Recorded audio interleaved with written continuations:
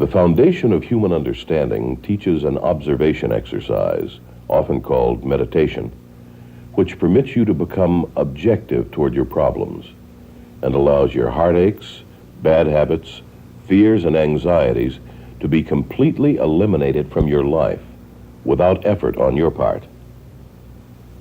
Until you have begun to practice this exercise, much of what you see and hear on the following program may be shocking and upsetting to you. But if you will listen calmly and with an open mind, you may discover the key to the peace of mind and joy for which you've been searching all of your life. And now, from the foundation of human understanding, here is Roy Masters. Hello, I'm Roy Masters, and I don't have any degrees. That doesn't mean to say I'm not smart. I am. But I'm not pedigreed smart. I've always known that knowledge is a form of ignorance.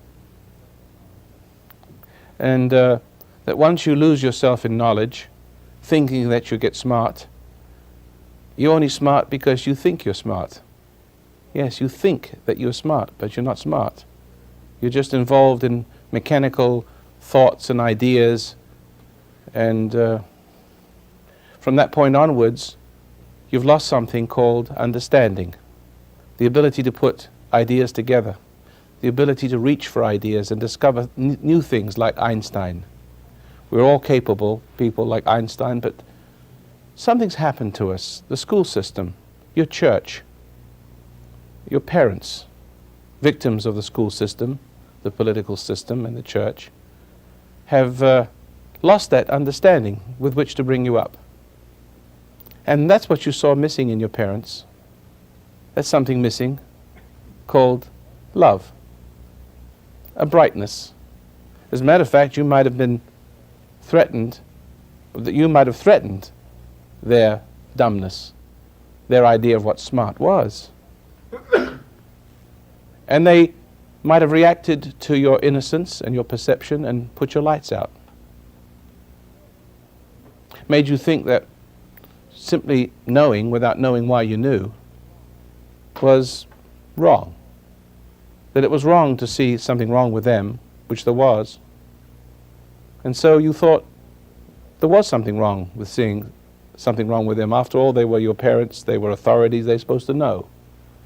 And they gave you the idea that you didn't know and they did. That was the biggest mistake you ever made in your life. Does anybody understand what I just said? How many people understand that? Honest. Good, see?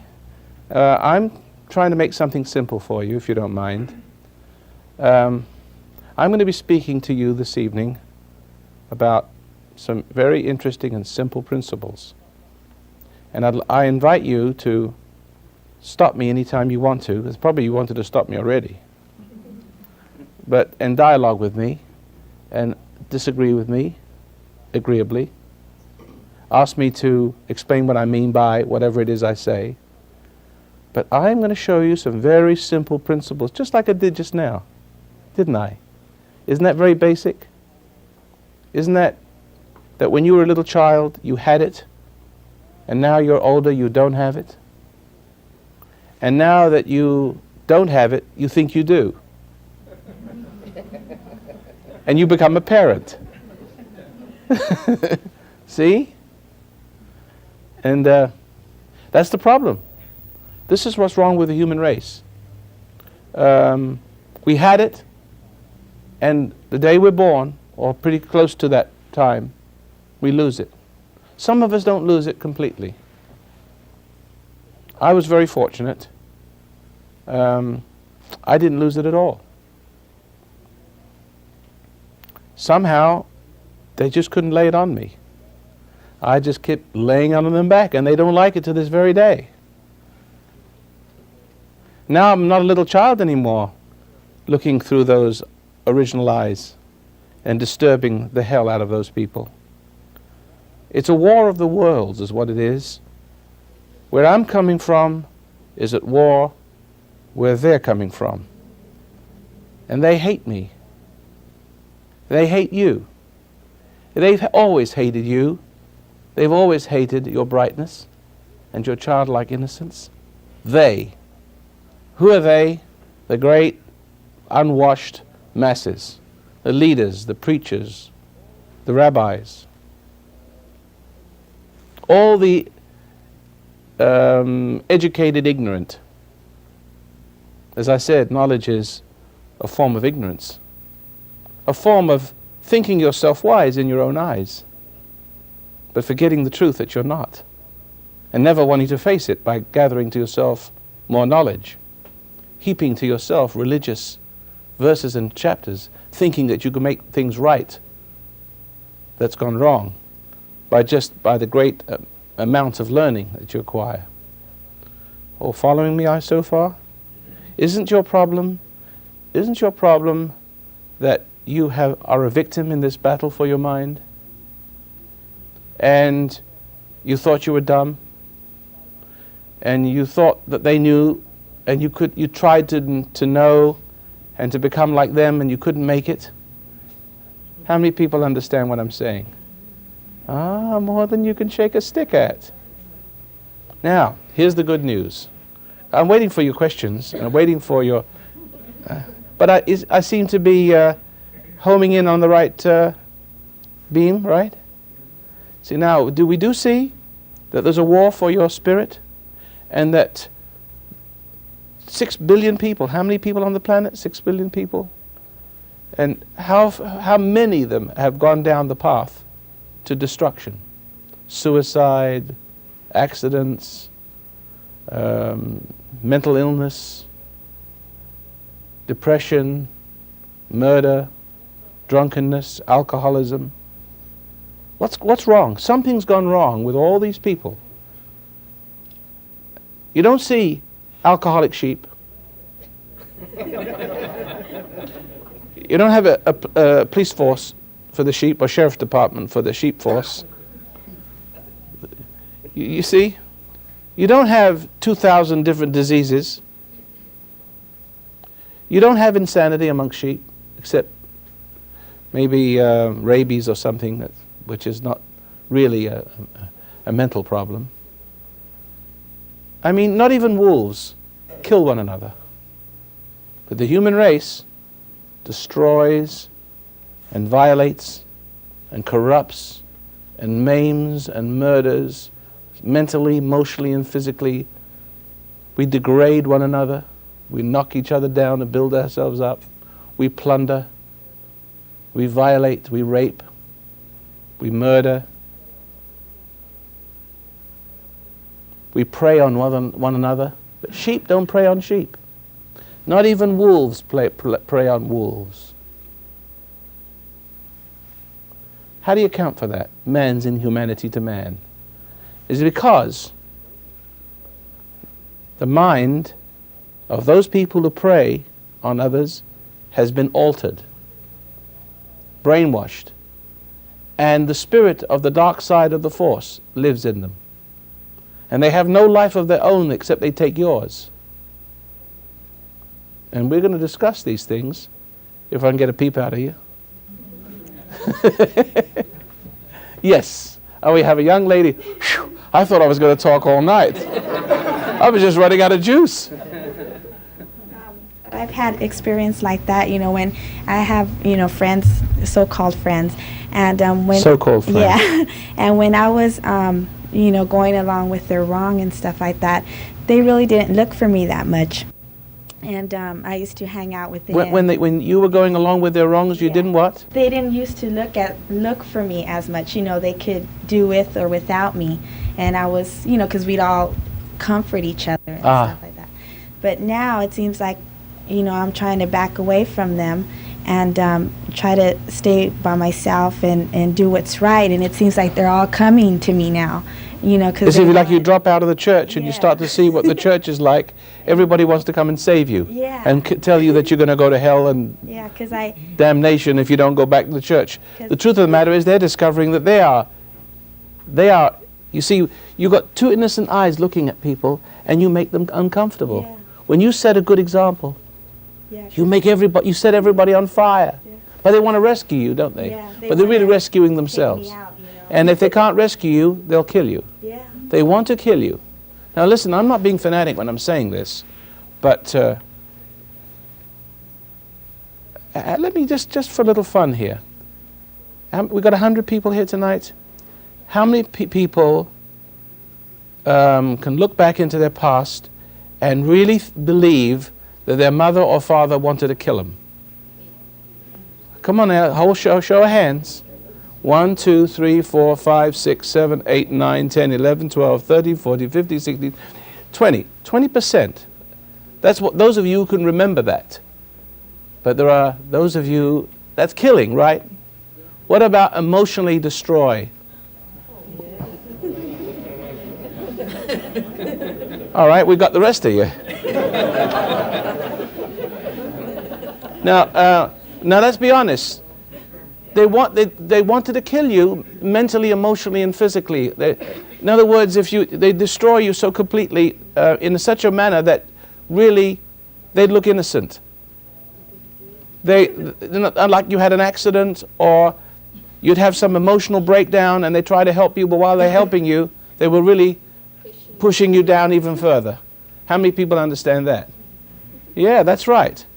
And you see it going on all the time, don't you?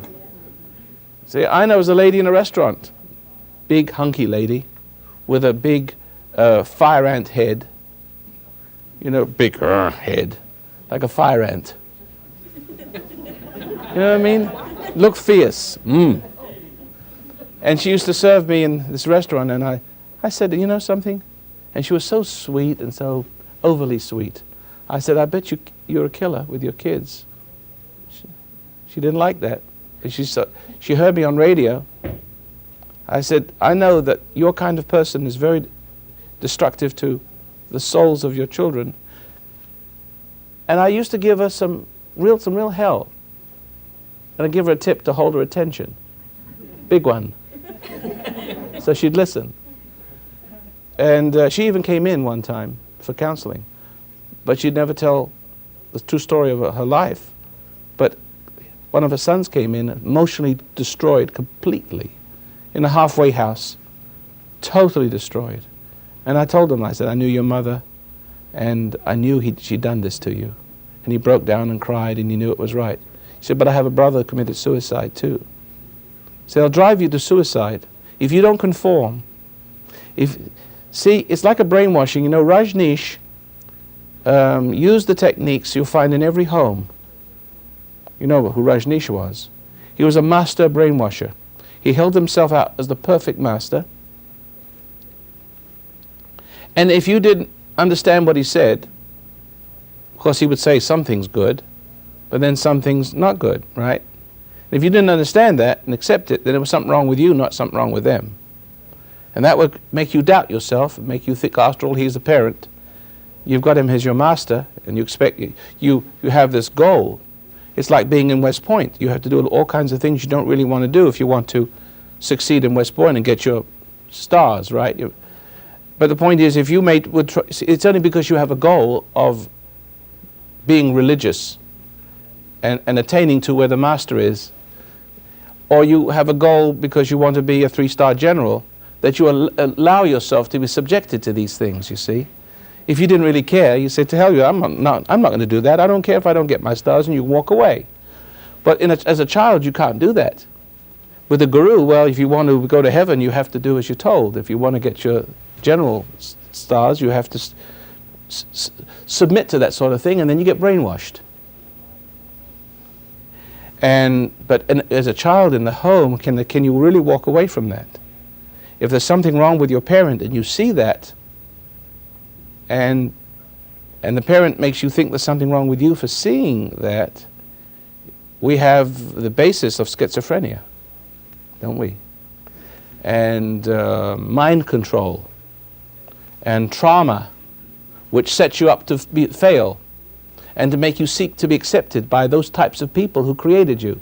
So when you leave your mother and father, as a man, you will gravitate to a woman who's just like that. Because that which has been recreated in you, that which has been established by confusion and trauma, is guilty. But it lives.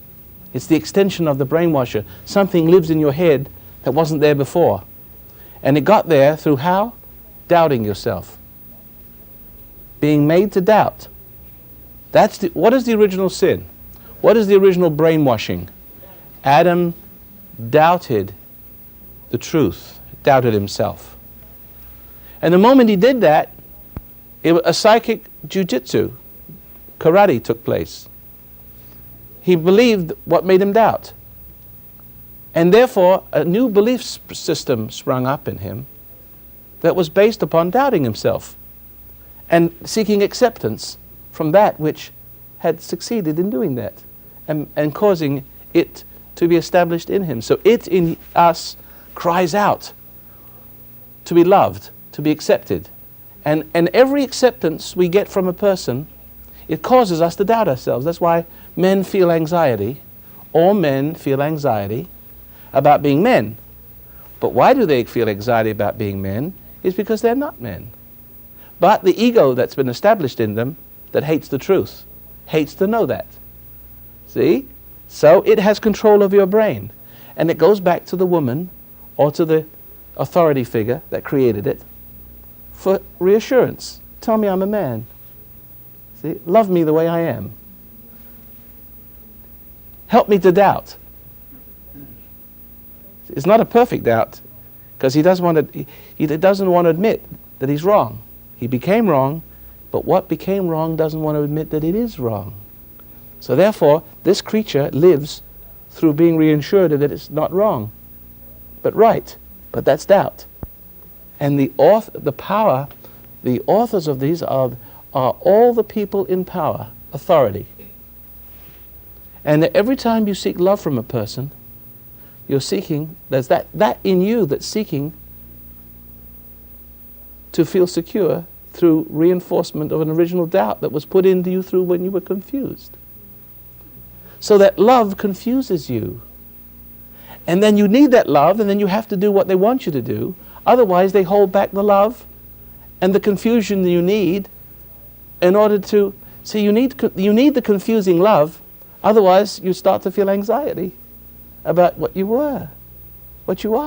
When you need to feel anxiety about the way you are, you think there's something wrong with the anxiety. I say there's something right about it, in that if you could have that anxiety and stop reaching for love, for approval, stop reaching away from the truth towards the corrupter who loves you and confounding the truth in you to make you feel comfortable because it is from it.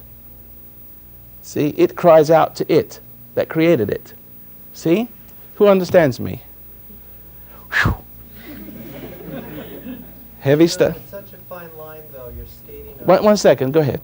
It's such a fine line when you're skating on it, because I see that for myself, but, you know, everybody has so much support. You know, like a little child can see it, but then he tells somebody else, and the adult he tells says, oh, your parents love you, and tries to... Parents don't love their children. No, but what I'm saying is when they go looking for that reassurance from somebody else to say, you know, this is what they're doing, everybody will say, no, you're wrong.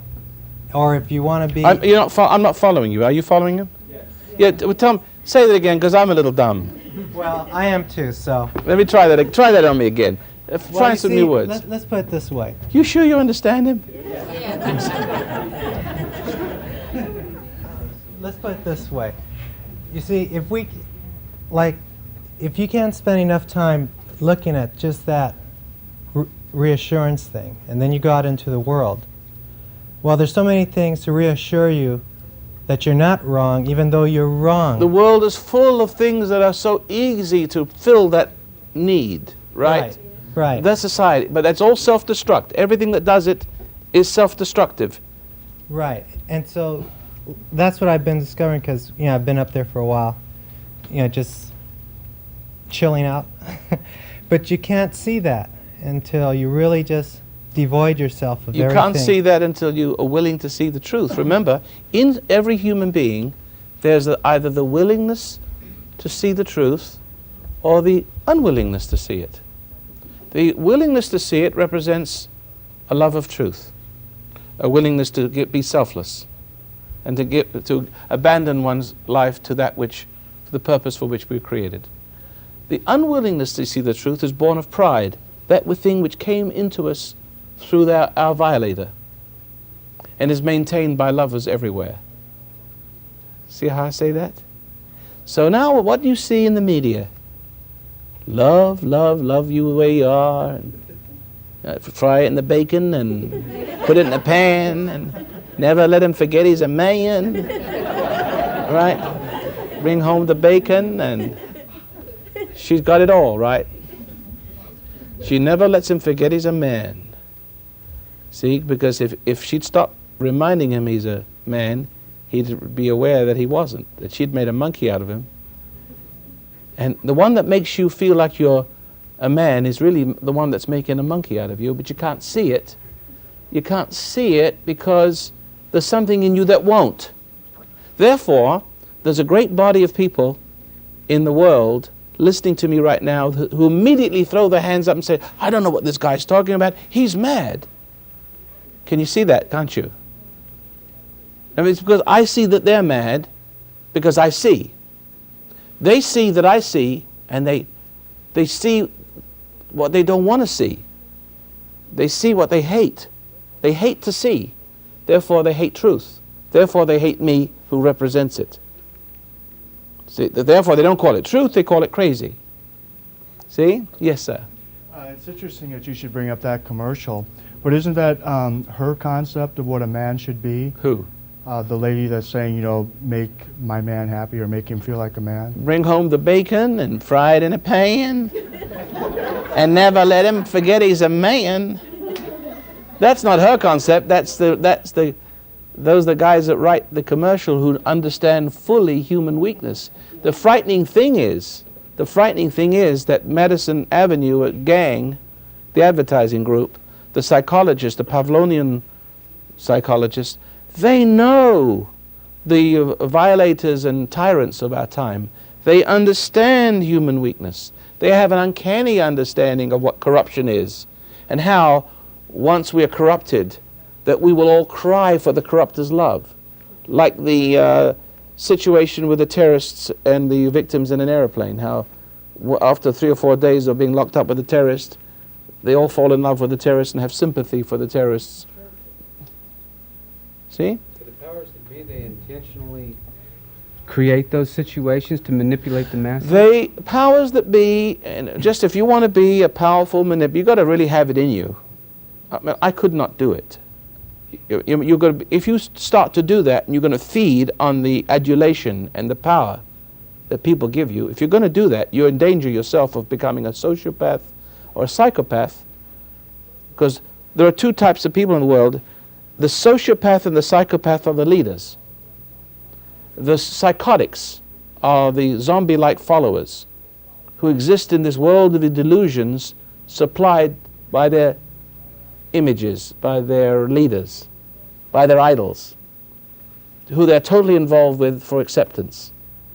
See? So that Hitler can control a whole nation because he excites, by his love nurtures hate. It nurtures the worst in the human nature. Therefore they go out justified to do terrible things. Then feeling guilty, they come back to his love again. And it's a serpentine love. The love of Ayatollah. He he justifies excuses. And the whole country can need his love. And what he does, his love, which they accept, because he is the idol. He is the role model. Because they don't have an identity, because he has taken them away from the identity, which is God, center. When you fall, you lose your identity, your original one, and a new one comes in. And it's a new spirit. So if that person can die, but as long as the person who replaces, the king is dead, long live the king, as long as he has the same mean spirit in him, we all recognize it. That's why you go from your mother to your wife, and you find that when you're married to your wife after a few years, she's just like your mother. Or you may even marry a husband, trying to get away from him, and she's in there as well. You say, my God, I married my mother. And she dominates you, right? Or you end up dominating him and you become your own mother. Who understands what I just said? We're living in a world of zombies and tyrants. And all of you people are zombies and tyrants.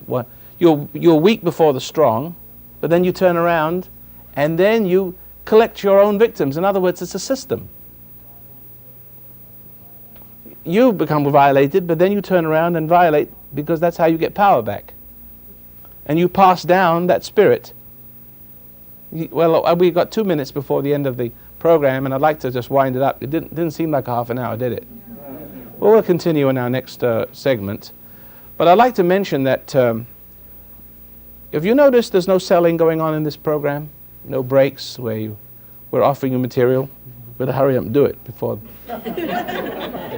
But I do want you to get some cassettes and a book to teach you how to break the conditioning of the past. And in the end of the broadcast, we'll have that information for you. Please write for it, and don't waste any time, because there isn't much time left. You may be drawing your last breath tomorrow. Who knows? And you don't want to die in that condition. I wouldn't if I were you. Not if you can stop the world and get off. And that's what I'm going to show you how to do, how to stop the world and get off. I'm going to show you how to get off. Couldn't resist that one. But if you enjoyed the program, I want you to notice that this is a program of information, not misinformation like most programs. And I've reached very deep and paid for it. The foundation is paid for it, and we're bleeding.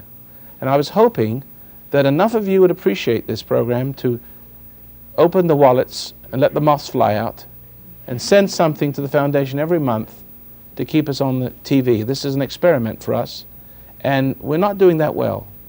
But I'm hanging in there with everything I've got. I'm sort of pulling it from all sides, from other programs, because I think it has potential. It needs to catch on. So will you please support our program, and we'll join you tomorrow night. Part 2 of this program will follow. Hello, I'm Roy Masters, and we're continuing in our discussion on the subject battle for the mind. And there is a battle for the mind going on. I'm sure you can see the conflict in yourself, the struggle for sanity against the forces who wish you not to be sane. Because if you were to believe in yourself again, in the original truth that shone in Adam before paradise was lost, the world would be flooded with light and love and understanding. And no one can control a person who is sure of himself. Of course, when you become corrupted, you're sure of yourself. You see? You're sure about, my wife is very sure of herself. Most stubborn person on the face of the earth. She's absolutely sure she's strong in her wrong. And that wrong doesn't want me to see that it is. It tries to make me respect her and love her. She dances around on eggshells and serves me tea and coffee, try to get me to see her in a certain light. And I won't see her in a certain light. And then she feels like I'm insensitive, that I don't love her. I do. See, because if I was to capitulate to that, one, I wouldn't love the truth. Two, if I loved her, I'd become a slave. I'd have to doubt myself, wouldn't I? Because what I see is what I see.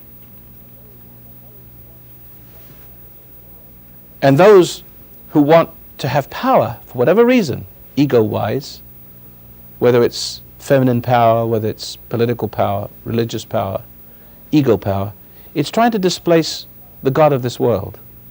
I mean, the God of this world is trying to place the God of the true God that created us. There's a war between good and evil, and we stand between two great forces. You can't taste it, you can't touch it, you can't smell it. Each human being is a conduit for good or evil. Some people you can leave your kids with. You can give them $5,000 and $5 million. In 10 years they give it to you back with interest because they're honest.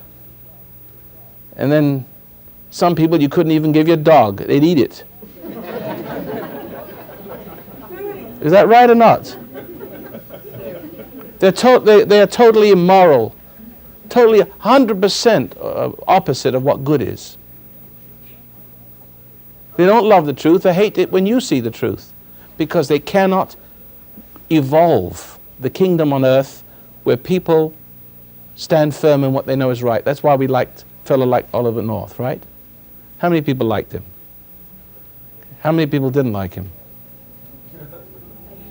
Good for you. I'd have punched you on the nose and said, yeah.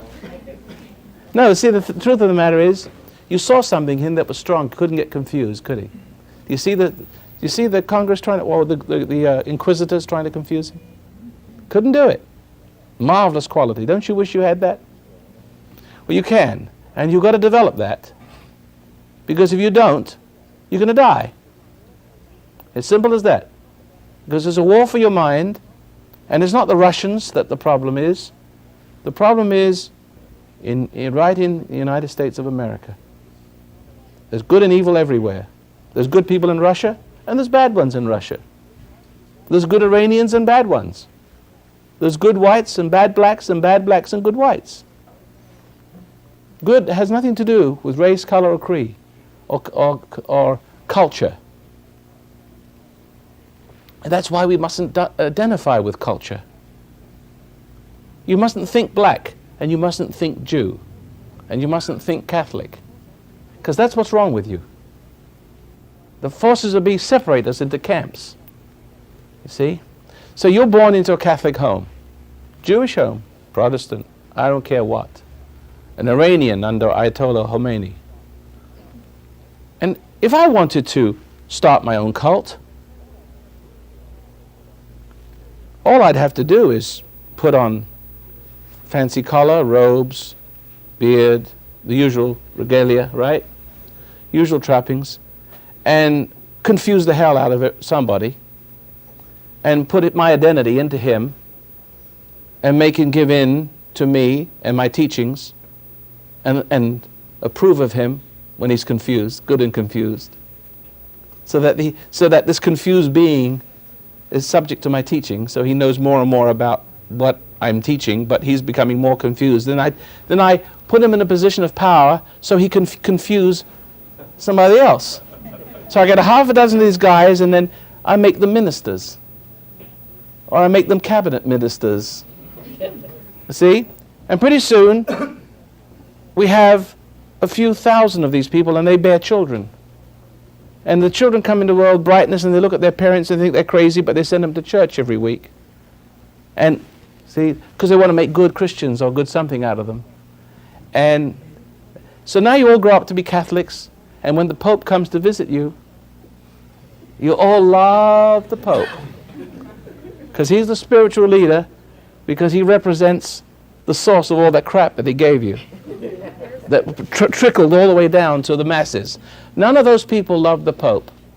They're all addicted, obsessed with him, and needful of his reassurance. See, now I'm not saying picking Catholicism. I'm not picking it out. I want you to understand it's the same thing with Judaism. It's the same thing with Protestants. And Rajneesh had told him there's not a hair's breadth difference between us. Why do people think I know that there's people that think that you're cult, why do they think that? Well, because you don't have a robe or anything. No, that's right. You see, the trouble with these people is that when Jesus was here and Socrates was here, they thought he was a cult, and they thought he was Socrates, that is, was corrupting an Athenian youth. But it wasn't him that was corrupting Athenian youth, it was the politicians that were doing it. They always put on you what's in them and try to project to you the very thing that's wrong with them. So you get confused. You saw it recently with the Judge Bork nominations. If you had any brains, you could see what was going on. If you had the original perception, you didn't have to be a lawyer, understand Constitution, you could see there was a war of worlds, couldn't you? It's everywhere. It's in the media, it's in the Congress. Forces of good and evil. And the evil often represents itself as something noble and pure acting in your best interest. God help you. Watch out for people who are acting in your best interests. Fight for your own rights, I say.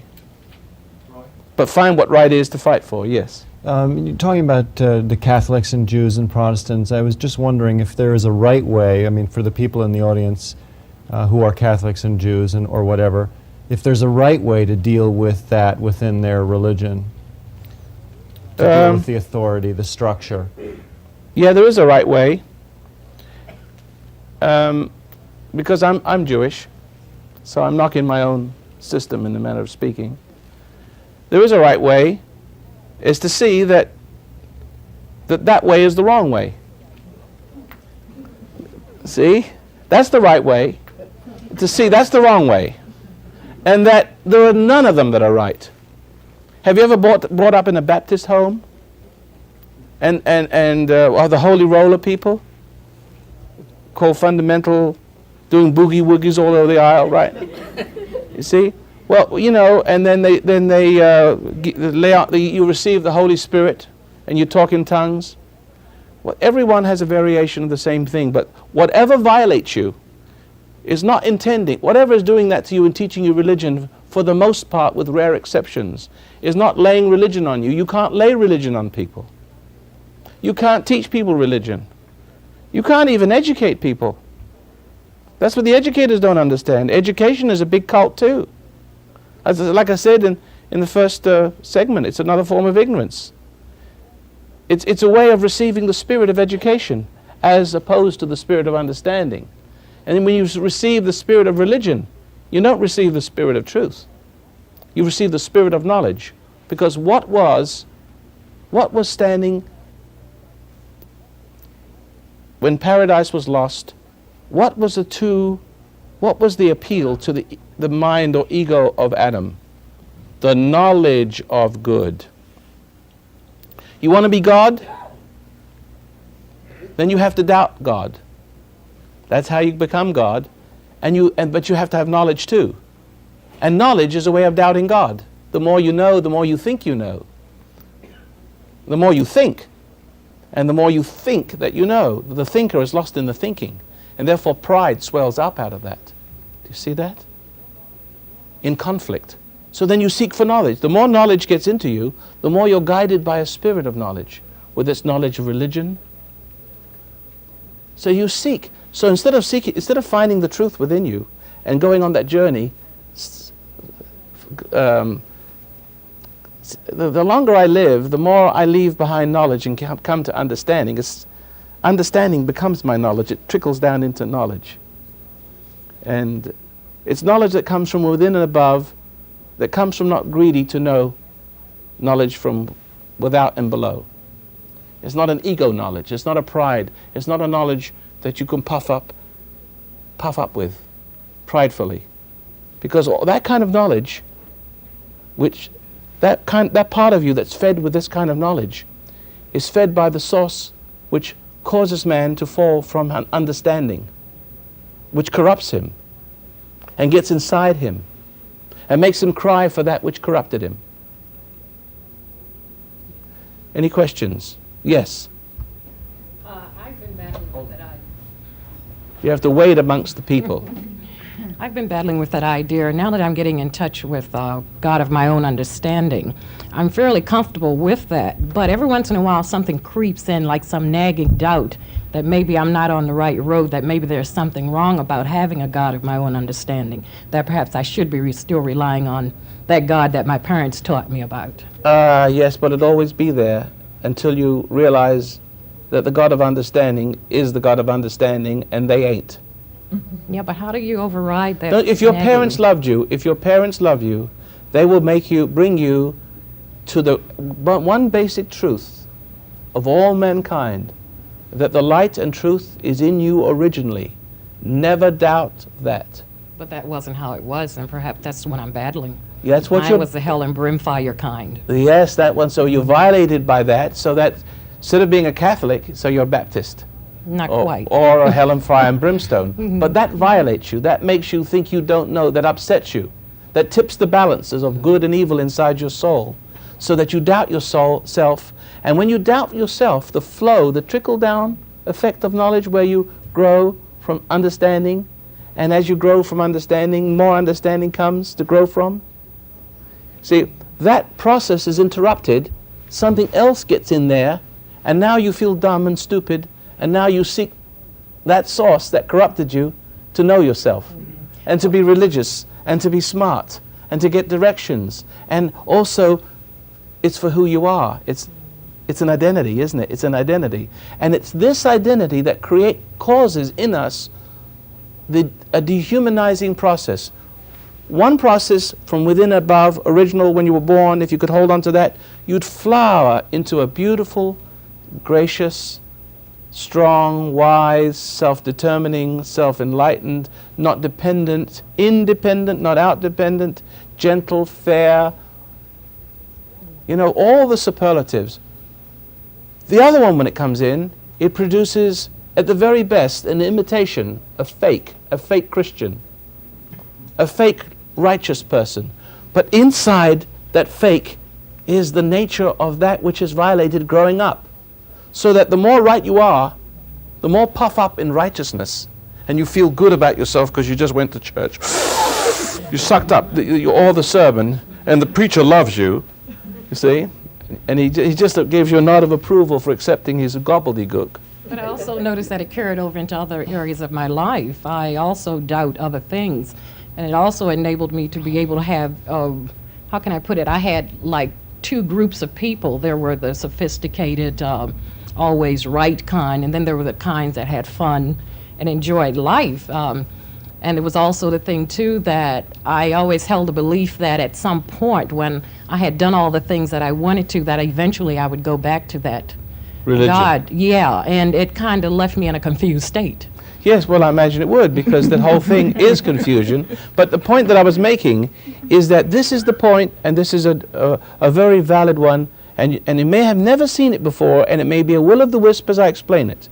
But whatever it is that makes you need religion, let's say you have one of those parents who is not real, who goes to church every week, who is a phony, and you see that they're phony, and they are impatient and cruel, but they are, you know, they spout verses and chapters all the time, and they talk about the Lord, this and the Lord that, and the Lord Jesus this, but you, as a little child, you see that.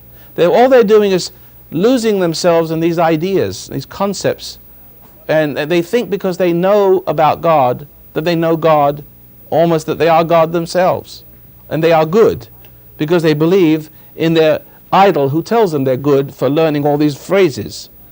And because by learning and acquiring verses and chapters, they're actually rejecting the truth. They're losing themselves in knowledge and acquiring an illusion of worth.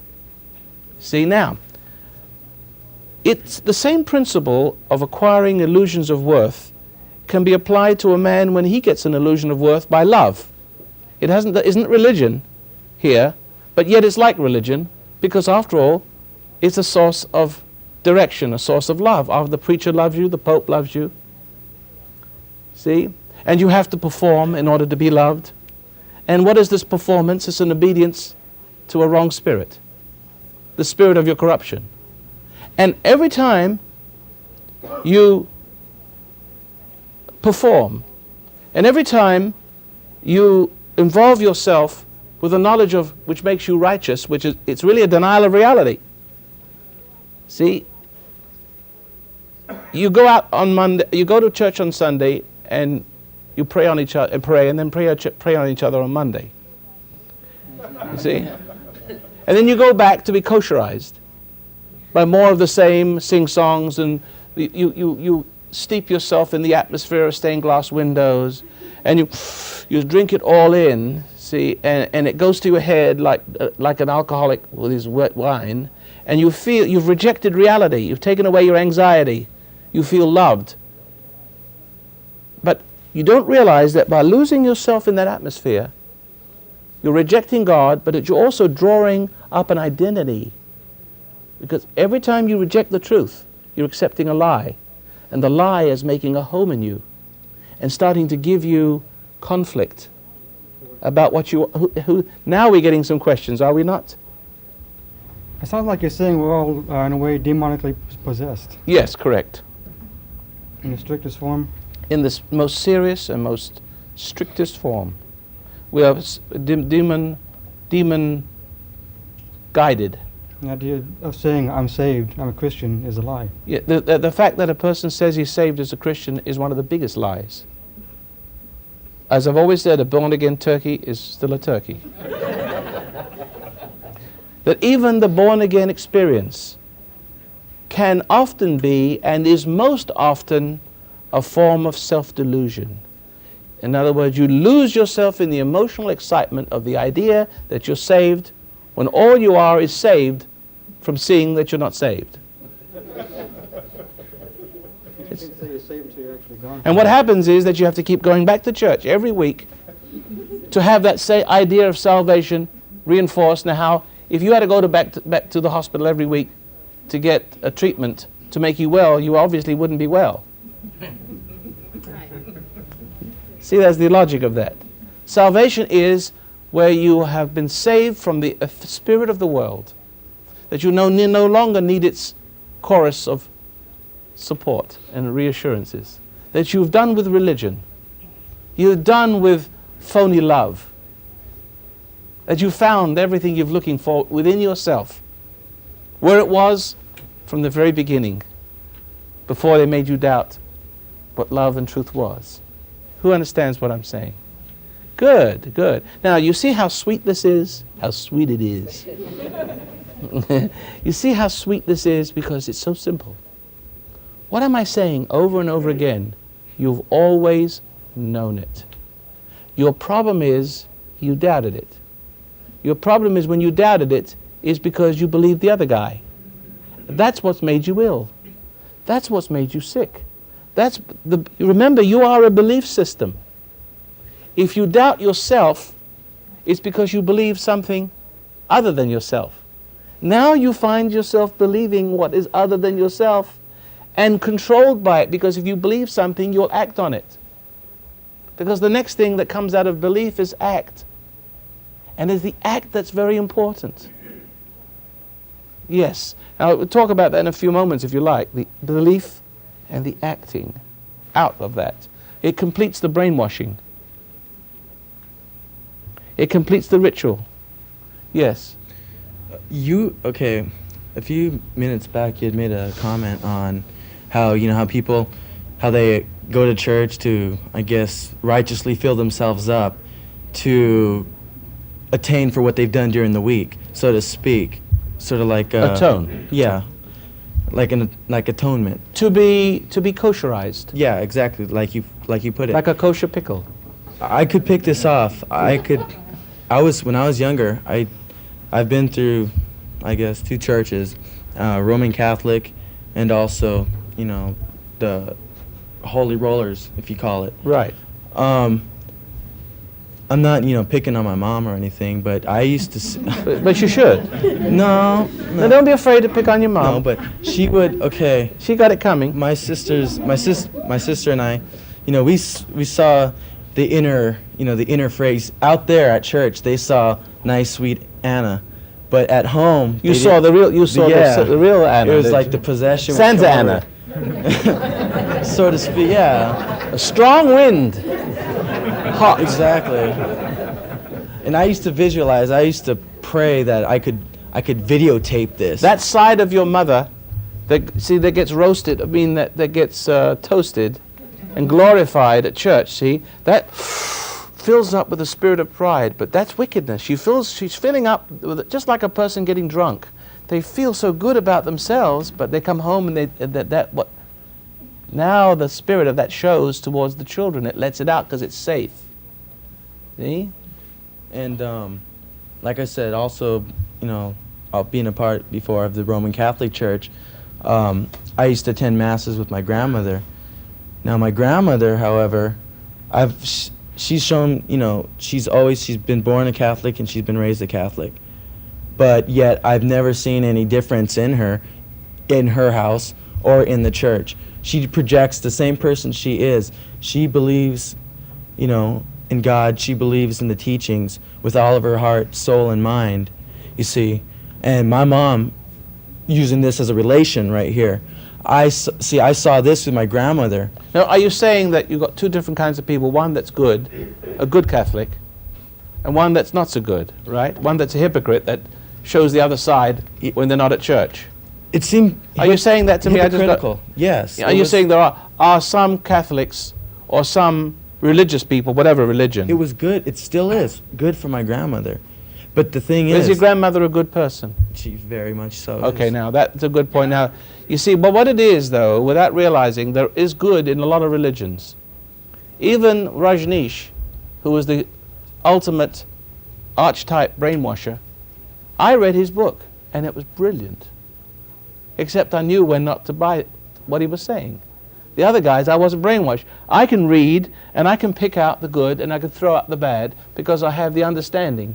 I have the love of understanding, so therefore, the love of understanding makes me compatible with whatever understanding is from any source, even if a dicky bird told me. So what you're saying then is that if everyone went to church with that kind of attitude, they'll be all right. They would be all right. But then they'd mostly they'd excommunicate them from the church, because there usually isn't that kind of preacher presiding. You see what I mean? But Roy, how do you expect the good Catholics to react when they hear you say that they're addicted to the Pope and that he's passing out a lot of crap? Well, I wish you wouldn't have said that. Did I put it quite like that? Pretty close.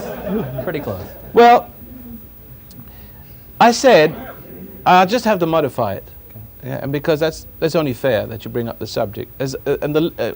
Can we just continue this? Boy, saved by the gong. Can we continue this thought on the next segment? And it's a real cliffhanger, folks. You could just to put the record straight, that you can be a Jew and you can be a Catholic and you can be all that. Just like, who was it, Egyptian president who was shot? Sadat. He was a beautiful man, and yet he was like those fanatical. There was another group. A fanatical. Was he a Muslim? Was he? See, he wasn't fanatic. He'd found from his religion, he'd found within the religion the goodness, the guidance to himself, while other people simply got stuck in the religion and became fanatical and developed a different identity. You see that? One that is completely opposite, that belies what it's purported to teach. But we're going to go into that in our next segment and sort of... ladies and gentlemen, please listen to me on my radio program in Los Angeles, 870 on the dial, 9 a.m., Monday through Friday, KIEV, and be on our audience on Friday nights. And remember, we need support for the program. You'll notice that this is an information program rather than one big commercial like Tammy Baker and Jimmy Baker and the other fruitcakes out there. Please don't identify me with them. This is a totally different concept, and we appreciate your support. Thank you very much. Part 3 of this program will follow.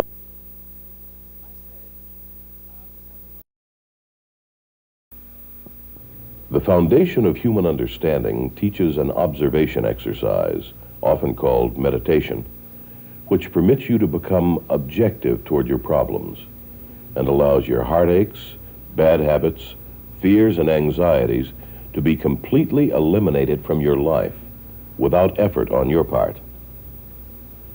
Until you have begun to practice this exercise, much of what you see and hear on the following program may be shocking and upsetting to you. But if you will listen calmly and with an open mind, you may discover the key to the peace of mind and joy for which you've been searching all of your life. And now, from the foundation of human understanding, here is Roy Masters. Hello, everyone. Welcome once again to the program. My name is Roy Masters, and we're talking about mind control, religious brainwashing, and I have expressed the thoughts that all religion is brainwashing, and they're all cults, and even culture comes from the word cult. That America is a culture, and then we have subcultures, but what we're talking about is cultic. That is to say, a system of beliefs that spring up around one person, and that you form the beliefs that he has. He's a salesperson, and that the circle expands until it becomes a nation. And I've said, of course, you notice the phenomenon. I'm not down on the Catholics, you understand. Some of my best friends are Catholics. You know, my children are all married to Catholics, so it's not down on them at all. It's just something that's in the news. You could see that when the Pope visited America, throngs, thousands, hundreds of thousands flocked to touch his hem of his garment. And if they weren't born into Catholicism, they wouldn't have had that conditioning. Do you see that? And it wouldn't have meant anything. It's only, see, those sorts of things mean something to you when you've been violated into a religion.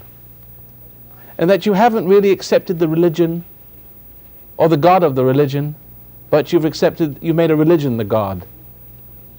And you've made the preacher who preaches the religion a God. And that you're caught up in it. And they're getting who you are from more deeply involving yourself with it. And into the homes like this of religious fanatics, people who go to church every Sunday, pray on Sundays and pray on each other on Mondays, out of this hypocrisy, you see, children are born, or into this hypocrisy, and some rebel and some conform. And those who conform become Jews, Muslims, Catholics, whatever, right? I don't want to I'm not picking on any person, it's just all of it. No exceptions. Me included.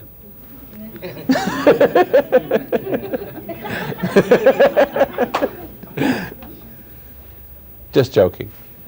I can make jokes about me. I know some people get very offended when I talk about it. That's because the Jewishness in them gets offended, you see. And that's what I want them to feel. That we've got to be born of the same spirit. And the purpose of religion, if it be a purpose, is to bring you to God.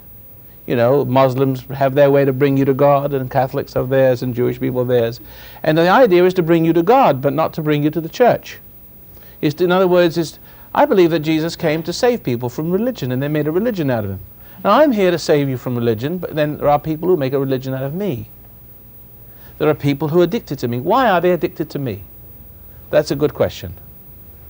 And the answer is this, that once you have been violated, let's say you are a Protestant or Catholic, and you've been brainwashed, and you've rebelled against your faith.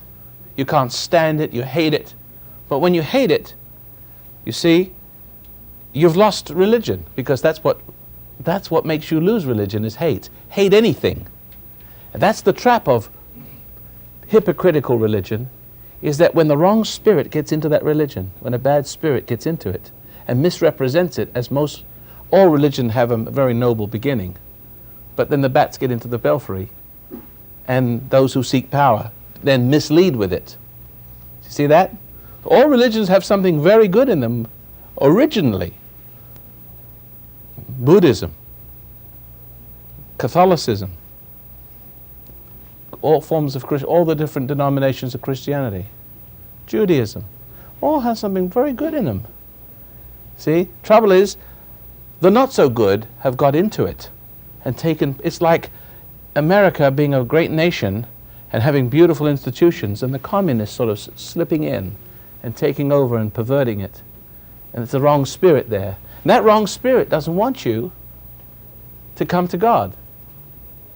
It starts to pervert the meaning of things. And when you see that wrong spirit, when you're very young and you see that wrong spirit as it has invaded and infected your own parents, and everybody around you is like that, it's easy for those people who have been violated and confused and think they know God and think they're good when they're not. Because they're not is obvious. It's not obvious to them, but obvious to you because you're a little kid and you still see clearly. So that you see, some of you rebel and you become good, whatever it is, good Catholics, good Protestants, whatever. Some of you rebel, but hate has separated you from the power of rebelling successfully.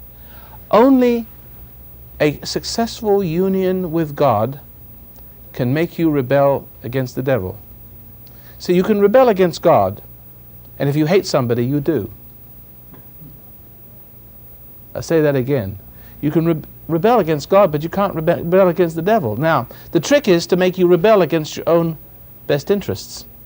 So therefore, in any form at all, where it appears to tempt you, even in the guise of religion, hypocritical religion, you see the spirit of hypocrisy as a child, and you hate it. And you may even think to yourself, if this is God, I want nothing to do, I'm going to be an atheist. But you hate it. That hate separates you from religion and makes you need the religion that makes you need the spirit and the religion, because now you have to substitute the love of that religion, the religiosity, the verses, the words, all that which is artificial from what you've lost in yourself. I didn't say that very well. Do you know what I'm trying to say? In other words, you had religion when you saw that wasn't religion. You saw the words were right, perhaps, but you saw the spirit was wrong. It was a spirit of hypocrisy that covered itself and pretended to be what it wasn't. But you could still see it, and you knew the truth.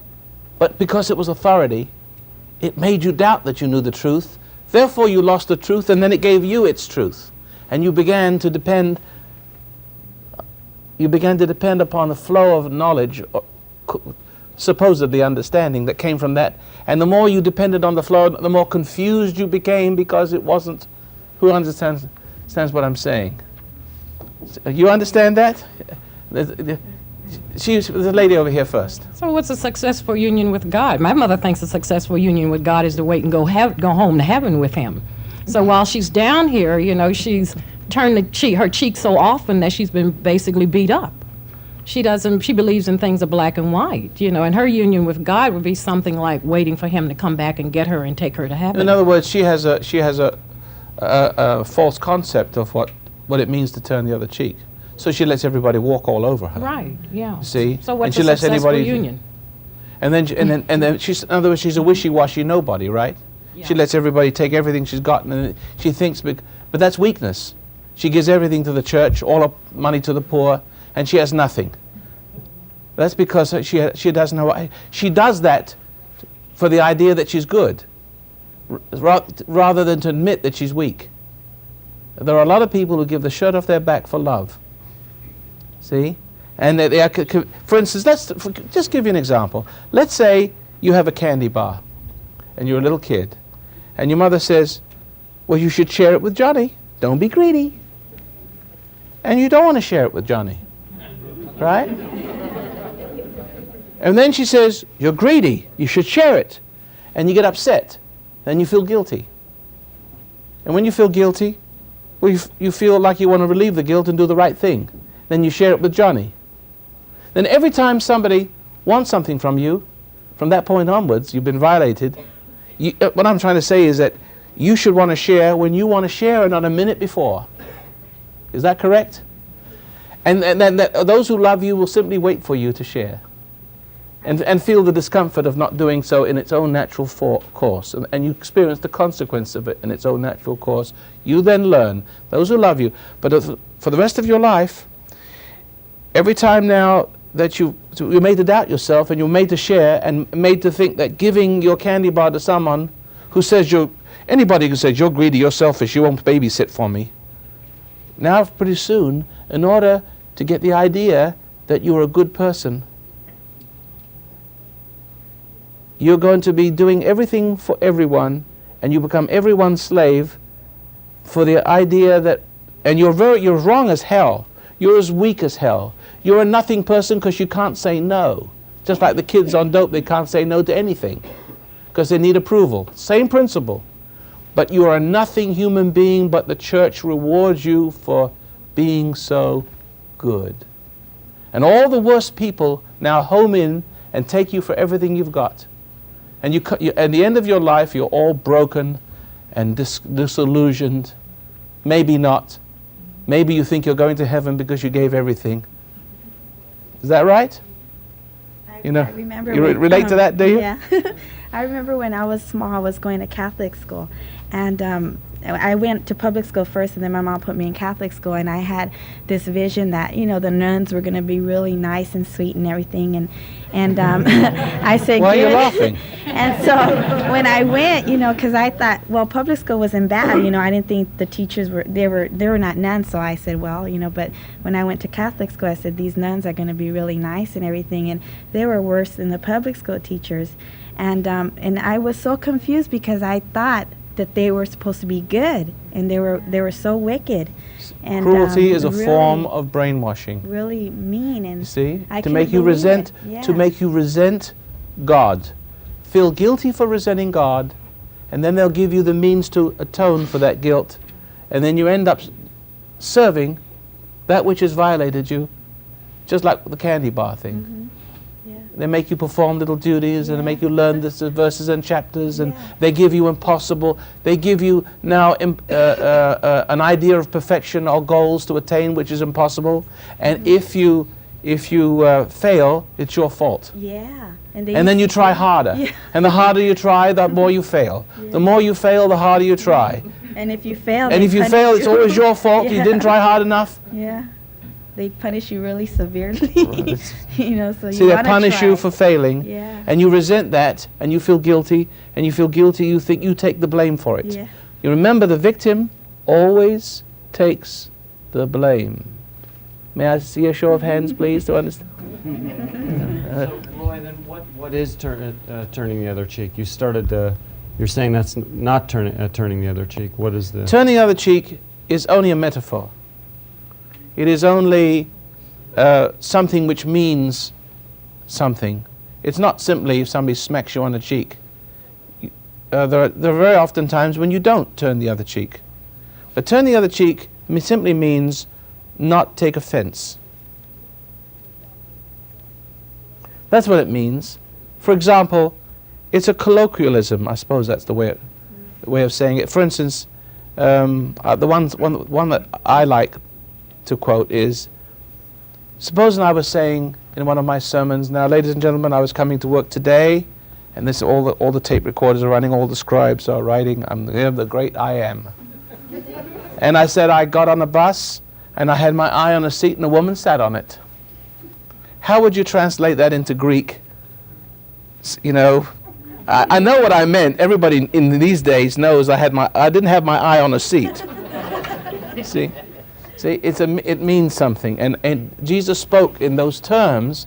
It comes across, you know, then Jesus' eye was sitting on a seat, and someone sat on it. And now I try to make some sense out of that, but we can't make any sense out of it. Turn the other cheek simply means don't take offense. Roy, you made a statement before that you can rebel against God, but you can't rebel against the devil. Now we're coming to the point. Okay. What I want to know is, can't you rebel against the devil by not giving into ego and compulsiveness and, you know... I was speaking generally. Okay. You cannot of your own strength rebel. That's the reason why I missed the point. Sometimes I get caught up in all kinds of stuff. I miss saying, why do people get caught up with Roy Masters or cults or anything? Is because they need something to save them from what they're already compelled to do, and they would if they didn't fight with everything they could. And they have a feeling like a woman tries not to become like her mother. See, she hates her mother, but because she hates her mother's cruel. But her mother is inside her now. Now she tries not to be like her mother. Why is she trying not to be like her mother? Because something like her mother is already within her. And she's always fighting that. Now, it's the same thing with resenting a religion, or being married to a woman and finding out she's a witch. Well, how can you escape? Because you are made of what you hate. So you're always in danger of being sucked into conformity, but you struggle to rebel. But even as you rebel, the rebellion makes you more of what you hate. It's a very difficult thing. So what you do is you transfer images. You transfer your loyalty to something. So you leave your wife and you find another woman and you attach yourself to that. You go from this religion and you make an icon of somebody else's religion. And you get involved in that. But now you are doing the same thing with this other religion or cult. The kids are doing with the cults what their parents are doing with their religion. What they hate their parents for, because now they're involved with it themselves. And they can't see it. Who understands me, pretty much? And so it's as like I said, you can't rebel against the devil because here's one devil over here and you rebel against, and he's over there. Did I ever tell you the story of the jewelry store? I didn't? Oh, must be a whole new audience. I got a new audience for my joke. I used to be in the jewelry business. I'm a diamond cutter. An expert, cut some pretty big diamonds. And I know I'm a journeyman. But I left the trade and I started my own business. But in the interim, I got a job as a salesman, a diamond salesman, and I worked in one store, and it was a sort of a schlocky store. It was just for a short period of time. And the people would come in and they get brainwashed. No sooner had they made their payments, their last payment, and the salesmen were on them like flies. And they'd never get out of the store that they'd bought something they didn't need to ease the pressure and to get the approval of the salesman. See? That's how it works. Conditioned reflex response. But some people came in the store and were absolutely outraged over the fact that they were pressured. Never mind. They'd rush right out and go to the store next door that was posh and low-keyed and patronizing. It was owned by the same guy. You get them, see? So it doesn't matter which you go, from one religion to another, from one woman to another. What saves you claims you, if it isn't God. You understand that? And the God that can save you is within you. That's what I'm trying to say. And I'm trying to get you to see the foolishness, the craziness, the things that if you could see it, you'd stop going out here and going over there and rushing to and fro and studying this and studying that and studying the Quran and studying Hebrew and studying Catholic, whatever it is. You go from Catholicism to Judaism or Judaism, Catholicism, it's the same thing. Not that they're bad, but I'm afraid they've lost their original spirit. The wrong spirit, intellectual, educated, wimpy, spectacles, little bald-headed ministers, non-manly, non-understanding. They turn them out like cookies and from a cookie cutter from the local seminary. I mean, my brother's, God help him. I find out, I've been warning him about his kids. And one rebelled just like I said he would. And the other one, he didn't become a homosexual like I thought, became a rabbi. He's 22 years old and he's married, he's a rabbi. Now, what does he know about life? What does he know about life? Nothing. He's married, he knows, he's got everything he learned from a book. And now he's going to teach everybody. I can't live with people who are clones. See, why do you respect me? Why are you here? I told you I have no degrees. I'm a numbskull, I don't know anything. But you know I know. I'm not hiding behind some cleric collar, right? See, you see a spirit in me. And if that spirit would get back into the religions, that would be all right too. And the likes of you and me, we could live with it. But the trouble is the religions have lost it. Yes? Hi. I think perhaps some people here subconsciously, they might have a fear of you of perhaps being a cult leader. I do sometimes, and it stops me from advancing. A lot of questions pop up. Like the first one is the meditation. Sometimes you call it a divine hypnosis, and other times you say it's not a hypnosis. Is it a hypnosis? No, they meditate.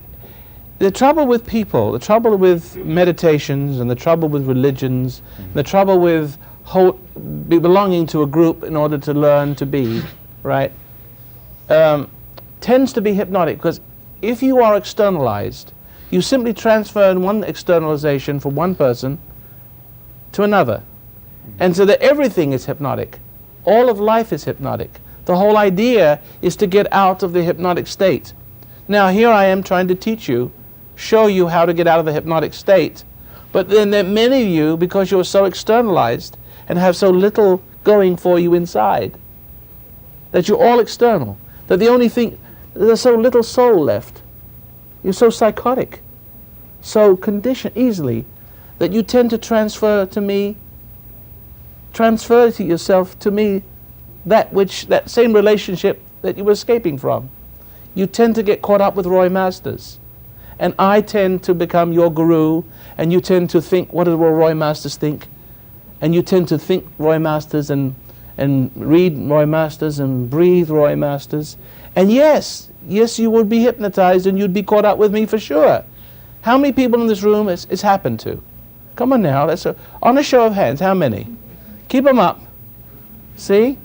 But then you hear me saying, you're caught up with me. I don't want you to caught up with me. It's in the materials, it's in the book. Sooner or later, you see, you're caught up with, if you're going to be caught up with something, it's better to be caught up with something that doesn't want you to be caught up.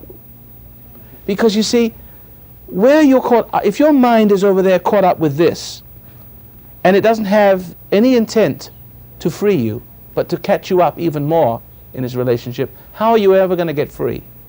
If you're going to get caught up with something, then okay, get caught up with me. If you can't help yourself, right? I could live with it. It's not a condition that I wish to be permanent. Because slowly but surely, if you listen to what I'm teaching you, the things that I'm teaching you from a right spirit will be received by whatever's left that's right inside you. One of the reasons why you do get caught up with me, one of the reasons is because, one, you can't help it. Two, I'm the father you never had. See, I'm giving you an identity in a sense, an earthy one. Because it's, how can I say this? Another way of saying it. It's a Moses spirit against Pharaoh spirit. There's the children of Israel, those who love the spirit of Moses follow the spirit of Moses.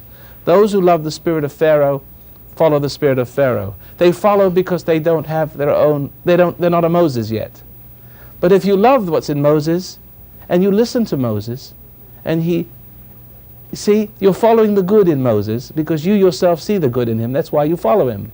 And the people who follow Pharaoh see something in them that's compatible with what's in Pharaoh. And the spirit of Pharaoh is teaching. But the spirit of Moses is going to bring you to the spirit in yourself that is like Moses. In other words, it's better to follow a good man than a bad one, because if you follow a bad man, then you're not following the knowledge that runs parallel to what he wants you to see deep in yourself. Roy, so is the hypnosis, is it a meditation? I mean, the meditation, is it or is it not a hypnosis? The meditation can be hypnotic, and very often is. Is it supposed to be? No. But when it is, it becomes a transference to me. When it becomes a transference to me, I give you back to you. If you listen to the meditation, it says, do it not because Roy Masters says so. Hear the transference. Remember, the hypnotist can transfer authority to anything. I could say, as a hypnotist, you see that fly, see that caterpillar walking on that book, all right? When you open your eyes, you will do what that caterpillar says, and you will. If I can manage to give the caterpillar to give you some instructions. See? Now, the authority has the power to transfer authority. It's called rapport. It's a well-known fact. The king is dead, long live the king. Right? Transference. All right? The pope is dead, long live the pope. You got another one there that programs you. Transference. There's all kinds, we know that. In psychology, there's transference, right? You transfer to the love of the psychotherapist. Transference. You transfer to me from the evil, those who have manipulated, you've now transferred to me. But I have the power, because I'm not evil, I'm good in me, to transfer you back to you. And to the degree, and for the season that you can't quite make it. It is better to listen to the Spirit in me and do what I tell you. Don't drink, don't smoke, don't take pot. It's better to listen to me, because that way you'll be living a purer life that won't get in the way of, that allow you the development of your character, so that eventually you'll be able to make that transference to the me and you. Who understands what I'm saying? Okay, now, that time went past very quickly, didn't it? Yes, it can be hypnotic. Yes, there's a method in the madness. And many of you have already benefited from that transference back to yourself. May I see a show of hands from those of you who actually came back to yourself? Good. Even my producer was caught up with me for a while, weren't you? And not now? No, sir.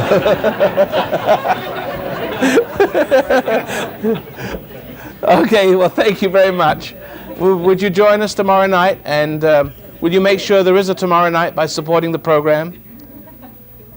Are you learning something from it? Are you discovering? Are you growing? If you are, keep us on the air. Join us on the next program. Part 4 of this program will follow. Well, we've been speaking about religious brainwashing. And sorry you guys missed it if you missed it, but you'll just have to wait for when we have a rerun. That is, if we have a rerun, we need money to rerun, because you're our only sponsor, so please bear in mind that. And that's the last commercial you're going to hear for the whole program. Religious brainwashing, the whole purpose of true religion is to bring you to the realization that you don't need religion. Even the Hebrew scriptures and the Christian scriptures have said that you need not that others bring you to the truth, because the truth is within you.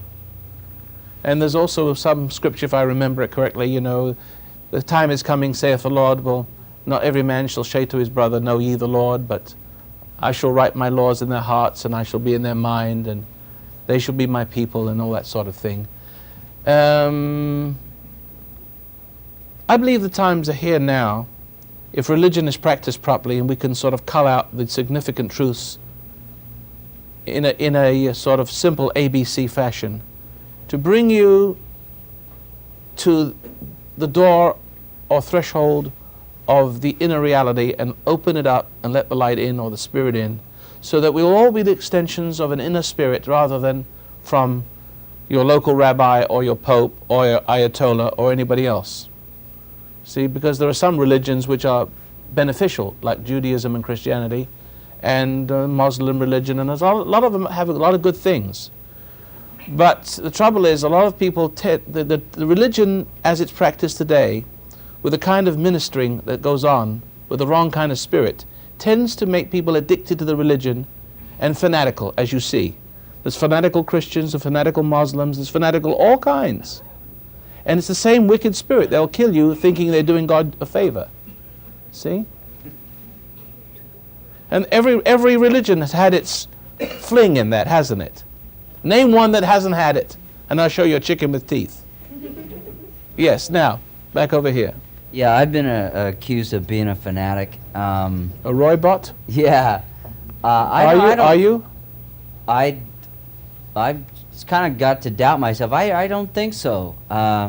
I remember being okay. I remember just how it felt. All the knobs and buttons. I remember. When you were a child? Yeah, for a long period of time, and it was a long time before my lights went out.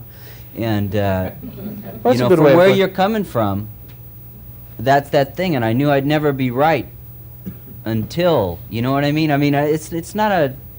I didn't read about it or see it in a movie. What you're saying is, I recognize it. Absolutely. That's the word. And I have a fervor for. I mean, this is it. And people like say that I'm a fanatic about it, but it is it. And sometimes when people talk to me, I feel like that's a lie. When they say something, and I want to speak up. Can I just interject there? I'm going to do it anyway, whether you like it or not, so shut up.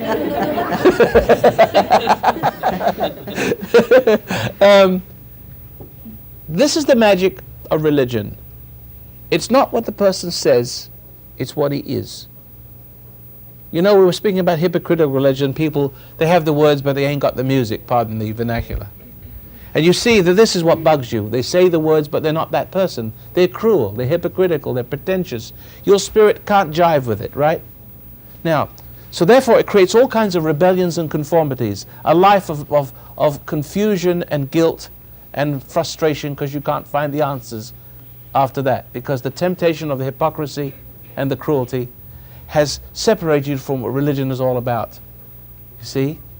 Instead of being a teacher, of being an example, and what would the example be? If it was what he says, it wouldn't tempt you to hate. That's the key. It's the temptation to hate. See, I can teach my children to love because I am the example of what love is. I don't get impatient. I'm forgiving. I know where to draw the line, when to discipline, when to be firm, when to be gentle. But they can see that spirit moving in me, and the spirit of the children correspond to what's moving in me. And they acknowledge it. They acknowledge because they're acknowledging the truth. They're acknowledging the truth because what is in me, the truth. Therefore, I have brought them by love, an example, to the truth. But that's the whole idea, is to get them to acknowledge the truth. What did Adam do? He doubted it. He couldn't find a person after that was an example of truth because he lost it, and from that point onwards the whole human race was lost. So now we have a Jesus coming, and he had it, and people saw it, and then people could acknowledge it. That's it. That's the secret. The whole magic of salvation comes in the form, not so much words. The words and the music go together. The person with the right spirit, he has the right words. But sometimes the person with the wrong spirit often has the right words. But you can see the wrong spirit and it tempts you to hate. And when it tempts you to hate, it separates you from what religion is all about. That's the trick. And then it gives you itself as the answer. Just the words and more wrong spirit. You have to accept the words and the wrong spirit as if that was the way to God and to becoming good. That's the key. See now, so what do you see in me? The young man just said, I see, well, maybe he didn't say this, but I see where you're coming from. Yeah. Wow, that's it. I see it. See, that's the cure. The cure lies within the personality of the teacher. But also, you know, if I see someone, like I have a friend, Barbara here, she accuses me of being a fanatic. I want her to say her side of it if she wants. But, you know, I see sometimes, you know how a woman you say can be confusing and tries to, you know, mask things over. And I say, I can see where you're coming from with that, without trying to attack, but just say, I'm sorry, you're lying there. If you want me to leave it alone, okay, but it's a lie. You know what I mean? And then I get accused of being a fanatic, and I don't quite exactly, I mean, you know, but I feel like I'm supposed to say something because it's just not right, because if I go like this, I'm a liar too, you know what I mean? And I don't help, it's a lie. That's right. But the spirit of the woman needs to be saved from the spirit of the lie. Right. Now, first of all, you have to engaging in when I see it precisely. When you're dealing with a woman, you're dealing with the spirit of Eve. Yes. I'm quite aware of that. But what does a woman, now we've had this discussion before, what does the woman want more than anything on the God's green earth? She needs to see the spirit of Adam restored to his original estate. She needs to see this man as a noble, brave, gentle, God-centered person, loving what God is, God, and true to himself, more than he loves her. Is that right? That's what he'd have to love, because then he's centered. He can't be controlled. She can't have a way. What she's afraid of, she may like it and also hate it, fear it, is having her way, because her way is not her way. See? It's the spirit of the woman that stood in the garden that men fell for, and men have been falling for it. Men are weak for it, because that's conditioning. That's the system. You see, making one doubt oneself. And all those who want to lead and control and to be in power, in one form or another, have to duplicate the spirit of the garden when paradise was lost in one form. of another. You have to. But I'm trying to say, what is the salvation from this? Is it studying words in a book? Is it listening to cassettes? Or really the bottom line is the person, by the fruits you shall know them, the effect that I have in you, you are a seeker. Each one of you are seekers. You're longing to know the truth. You see? And it takes one to know one. The other guys are egomaniacs. They have so long sold themselves down the river for approval and become so prideful, they may be afraid of seeing what they are. They'd rather go to Jim Jones to their death rather than face reality. They cannot live a life of what they think is hell without that which made hell into a heaven. See, the guru, the drug pusher, the deceiver, tends to help you to think that hell is heaven and heaven is hell. So you can't live without them. You can't live without your booze. You have to go to church every Sunday. Otherwise you feel guilty. Don't you see that? It is, and so therefore the bottom line is, does Roy Masters have a spirit that you can recognize, that he helps you to take a firm grip on what you've always known is true, while the other guys have just done the opposite? That's the cure. That's where salvation lies. That's why you feel, when you cross the dial and you hear a little bit of it, you say, wow, something clicks, does it not, ladies and gentlemen? See? Is that right? Yes. I see you nodding your head and you're next up. I was very rebellious and angry when I was growing up, and I was channeled into therapy and group therapy and psychology and all this, and that just kind of made me more angry. But when I started listening to you and started doing the meditation, it kind of sunk in. And I was wondering, since we talked about religion, if you could expound a little bit more on the difference between what do you call it, psychocatalysis? Yeah, that's an old name that I coined when I first started, because I want to give it a name. Okay. And the difference between psychology? Well, the psychocatalysis, I'd simply combine two words in those days. Talk 20 years ago. You must have had an old record Well, one of the first 3 tapes, yeah. Yeah, so I haven't used that for a long time, but it's still excellent. The combination of ideas is psychocatalyst. You know what a catalyst is? It's something that in chemistry. It's an element that expedites and makes possible chemical changes, and then without being changed itself. You can withdraw it from the process, and it just makes possible chemical changes, but never itself becomes involved in the change. See, so I thought that was a nice idea. I don't get involved in the change, but I make the change possible.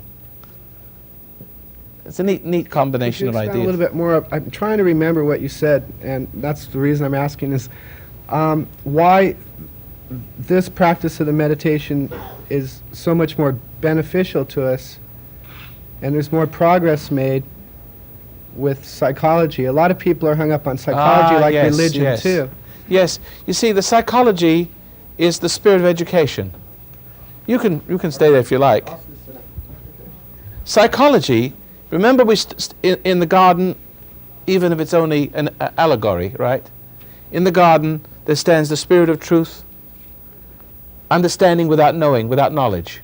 But it is a sort of knowledge. It trickles down into knowledge, and then you know, and you're able to express this from within above. But the enemy of man wants to separate. He wants to control you, and you see, and it wants to separate you from God, from knowing without having intellectual knowledge. And so therefore, when you fall for intellectual knowledge, you become possessed and manipulated by the spirit of that knowledge. And all of us, ever since, in one form or another, we never make our own decisions. That's why our lives are always in a mess. Because when we think we know, this process of acquiring knowledge and thinking we know, and making the knowledge of good and evil weighing one thing against the other, we do not realize that there's a spirit there, an intelligence there. We think it's our own nature. We think it's our own conscience. It's like our own conscience. But it always makes us end up doing the things which are wrong for us. Always. And then you have another problem, and then you need more knowledge, and when you call up more knowledge, in comes more spirit. And that's how you start. Your inner person starts to grow in conflict with the inner person that could have grown had you not gone that way. Now, psychology is more of the same thing. It is giving answers with a spirit of knowledge. That's why you never get better. I've been saying for years, and now it's beginning to become academic knowledge that psychology is just a waste of time, that people get worse, their lives continue to deteriorate while they're going through therapy. Thousands and thousands of dollars later, they're not any better. It's no wonder.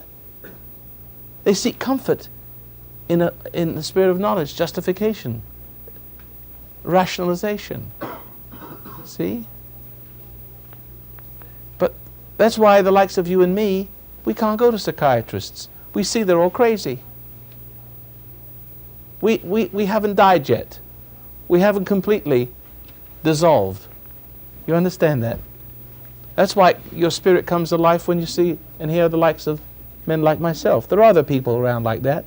There are lots of you around. Except you're so buried in your own fantasies, in your own confusion, in your own lostness. You see, that you don't see each other as you see me. You see me because I'm not lost in my own lostness. You see what I mean? Buried in it. That's why you see me plain and I communicate. And I'm able to strike a match, light a flame in you, and pretty soon you're communicating and you start to find each other. You see? Yes. Yeah, I've been accused of the same thing by my wife, Roybot. But I don't, and I see that a little bit. I have been a little caught up with you, but I don't resent that, and I feel comfortable with that because I see that I need that right now. And, isn't that right? If you're going to be caught up with something, it might just well be me. Yeah, I mean, I trust you, and I'm not one of those. I mean, I'm a very skeptical person, so I mean, it took me 3 years to really. In fact, the last seminars when I saw you in person, I realized you're okay, for sure. I mean, I'm okay. It's. I really am. It can do that, can't it? It can do that. It's like you said though earlier. I could always hear it, but when you touch someone or I could see you, all of a sudden I just felt real good with it. But different. Yeah, but my point, and the reason I do need it is because I had the life sucked out of me when I was young by a very domineering household and very, very cold household.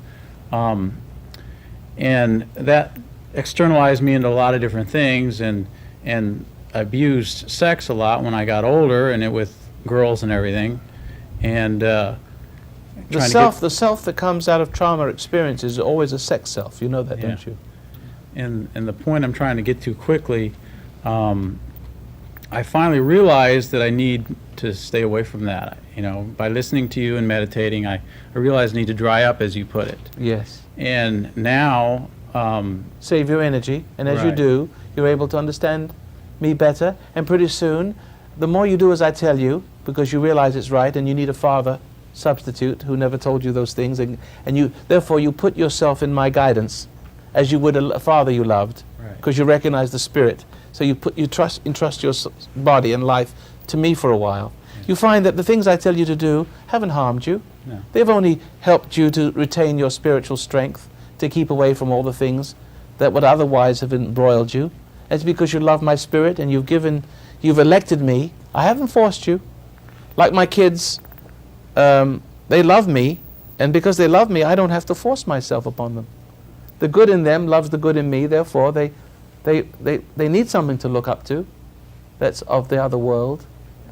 They need that. They need that guidance because they're not fully developed as a spirit themselves. They need that spirit guide on the outside to guide them to the spirit guide on the inside. They need that attachment, that obedience, see, that respect for what is in me, for what is in them to grow to be, like me, independent. This is the way I put it, is that if my children, if I'm who I appear to be, And my children see that. And they love that. And my love for them is stronger than the appeals of the world. It overcomes it. It has to be stronger. And it is. They feel that pulling them away. And they need that because there is a tug of war for their souls. See, they're born, in a sense, subject to that condition. And my purpose is to be of such a shining example that they attach their little souls to me. And when I say no, they don't go. See, they don't. Even when the world says yes and I say no, they give in to me. They give in to my spirit. And therefore, they don't corrupt themselves. And because they don't corrupt themselves, they grow pure. And as they grow more pure, with less corruption, they develop an identity, a framework which is, at a certain point in their life, is closer to reality than they would have been had they corrupted themselves. See that? If you corrupt yourself, you invite a wrong spirit. And that spirit doesn't want to have anything to do with the truth. It confuses the individual in whom it lives. Do you see that? And it doesn't allow you to see the truth. It makes enemies seem like friends, and friends look like enemies. But if I love my children, and they love me, they know that I know. That's it. And that's called faith in their Father they can see, so they can have faith in the Father they can't see, eventually. So therefore, they stay away from trouble, and they grow as they should, and at a certain point, their spirit has evolved in obedience to the Father they can see, is also obedience to the Father they can't see, because that's what the law is, honor your father and mother. But they have to be honorable. How can you otherwise? See?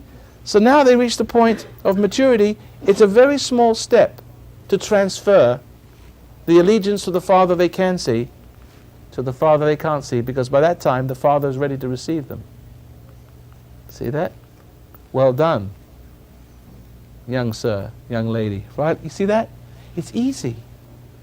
That's the reason why many of you see me as a dad you never have. Can I see a show of hands? You put me in that role, don't you, even though I've never required it. Is that right? Yes, yes. May I have your comment? Well, I've seen that, and I don't, like I said, I don't feel uncomfortable with that. You know, my wife has seen that too now, and she. But she's a jealous God. Well, she doesn't listen to you, and so she thinks I'm a little nuts, I guess. Is she here tonight? Yes, she is. But what has happened? The last manifestation of all this was, like I said, I abused sex a lot when I was single, and that's how we met, as a matter of fact. That's how she got to be a god. Yeah, I guess. And now that I decided I need to stay away from this and dry up, she resents feels it. Threatened. No, she resents it and says it's her right, you know. And so I thought maybe by she's bringing her addicted. here- No, she's addicted to your addiction.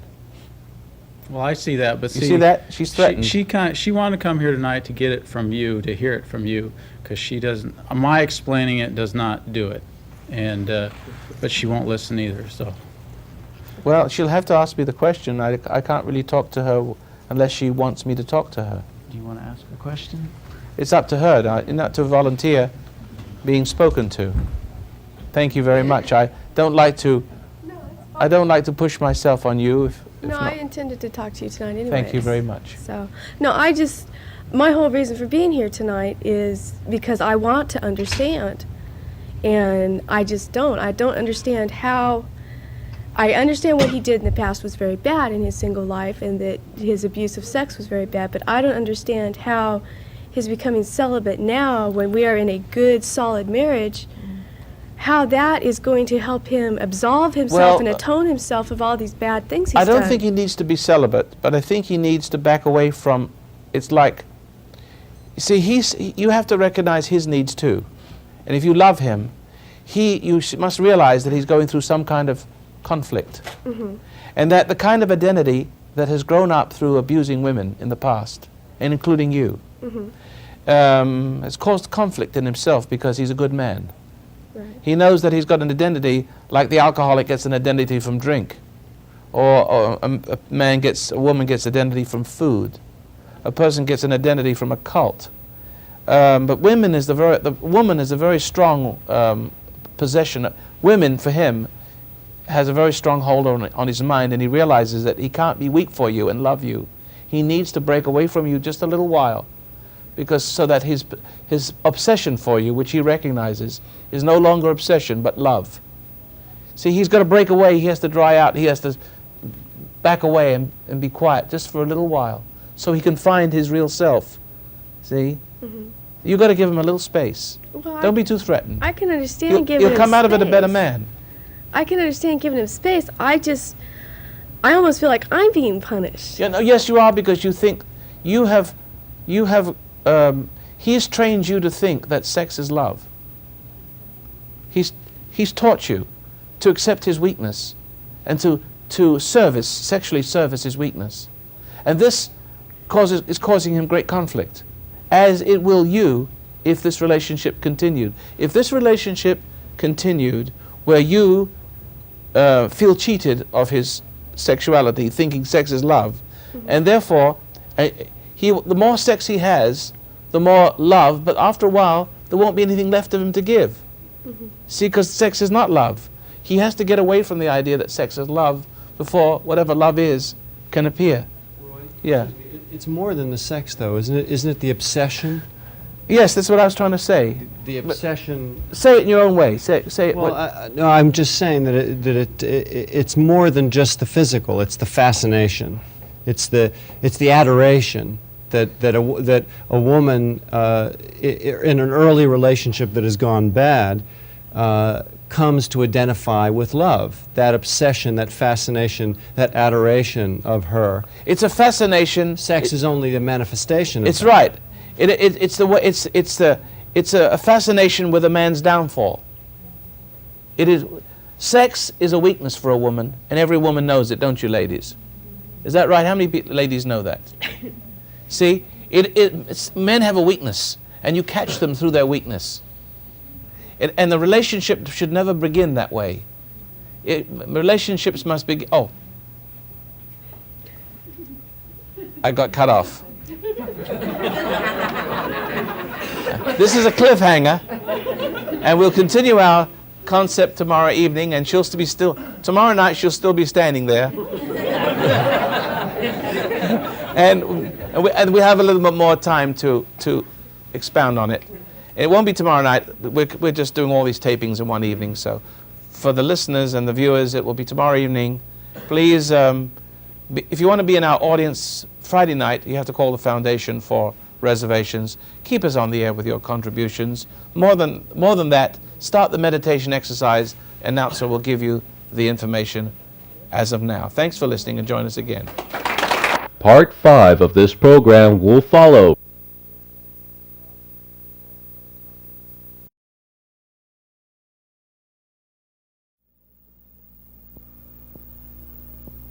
The foundation of human understanding teaches an observation exercise, often called meditation, which permits you to become objective toward your problems and allows your heartaches, bad habits, fears, and anxieties to be completely eliminated from your life without effort on your part. Until you have begun to practice this exercise, much of what you see and hear on the following program may be shocking and upsetting to you. But if you will listen calmly and with an open mind, you may discover the key to the peace of mind and joy for which you've been searching all of your life. And now, from the foundation of human understanding, here is Roy Masters. Hello, welcome once again to the program. My name is Roy Masters, and we're discussing religious brainwashing and allegiance to cults, including myself. Although I'm not a cult, I'm an anti-cult cult. No, that doesn't work either. I'm trying to bring you to yourselves, and there is a caught-upness. There's a tendency for a lot of people to be caught up with me, and it's not what I wish, but I can live with it as long as I'm teaching you the truth, I can at least, if your fascination is going to be on something, it might just well be on me as anybody else, if I have your best interest at heart to free you. And I'm going to I can't free you if you don't pay attention, if your mind is over here. See, so if you're going to be focused in on something, okay. I'll show you how to be focused back, or defocused, back on yourself. That's the whole idea now. What happens is that when people become more sensible, they start to come to the light, they become less sensual, or less sexual. So therefore, relationships, like what we're about to discuss right now, can get into trouble because, especially a young couple, when a man falls in love with a woman, he really doesn't fall in love. What is he falling in love with? He's falling from love. And then he has an identity that's growing up in him that's being supported and sustained by the false love of a woman. But the false love of the woman who loves and accepts the sexual identity, the psychosexual needs that men have. After all, the sexuality is really the outcrop of one's inner weakness, falling away from God, sort of becoming one's own God, but a sexual one that's very insecure and seeks the psychosexual services of the females. After all, it was a female in the Garden of Eden, not just a snake, right? She may wriggle like one once in a while, but the thing is, it is that service that debilitates a man, and men in their psychosexual needs become addicted to the services of the very thing that's violating them and making them sensual instead of sensible. See, the beauty is making him into a beast, and the beast is beginning to realize that he's becoming a beast and starts to hate the woman and so on. But the hate makes him more sexual and sensual. And the woman hates the man for being a beast, but then she feels guilty. And how does she deal with it? By being more sensually serving. So now the man in this particular case, in his descent, has suddenly awakened. And he's beginning to realize that he's not really loving his wife, he's just using her to service his ego. Is that correct? Yeah. But you've taught her that that's what love is. And it seems like she's losing you. And instead of being able to involve herself with you and you with her, suddenly she's looking at herself and feeling very insecure and betrayed. Is that correct? You're feeling betrayed. Yeah, his timing had a lot to do with it, His too. timing. Well, I'm 5 months pregnant, so... Well, you don't need any sex if you have 5 months. I mean, this is a nice space. You've got 4 months to go. That was a convenient time myself. It's a great time. Well, I think that helped contribute to my insecurity. You see, your security comes from his weakness. That's what you haven't seen yet. He's losing himself in you, and you losing yourself in him, and you're getting a surge of strength and security. Power is what it is. You're like the addict, the dope pusher with the addict. He is becoming weak for you and weaker for you, and the more you rise to the occasion of his need, the weaker he is, and the more strong you are.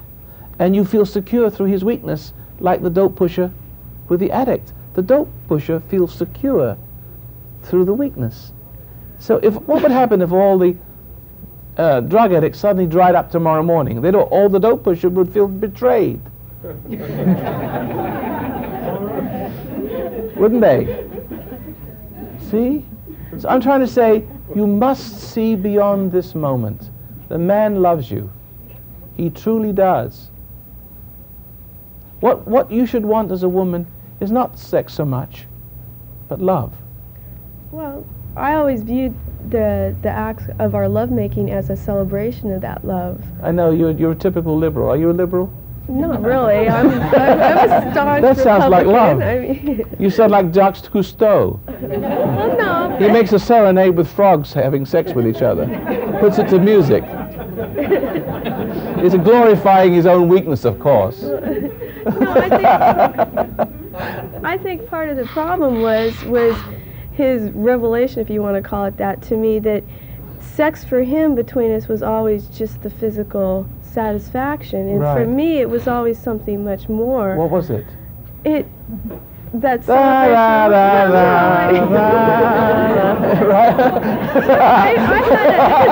I had a feeling of love and of uplift, glory. It's glorifying. I tell you, the dope addict glorifies on the needs of his victim. He fills up. It's the same thing exactly. You're getting a false sense of worth. A false sense. You're not getting love, you're getting power. And you're addicted to his downfall because he is beginning to see it as a downfall and as a weakness. You should have seen that. But there's something in you that doesn't want to see that his need for you is a weakness. And that in you that doesn't want to see his need for you as a weakness has a need for power.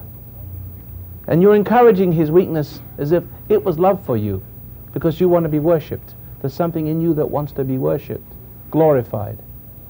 And you're more interested in the feeling of glory than you are in him. Remember, he said, for me, forget about you. How about him?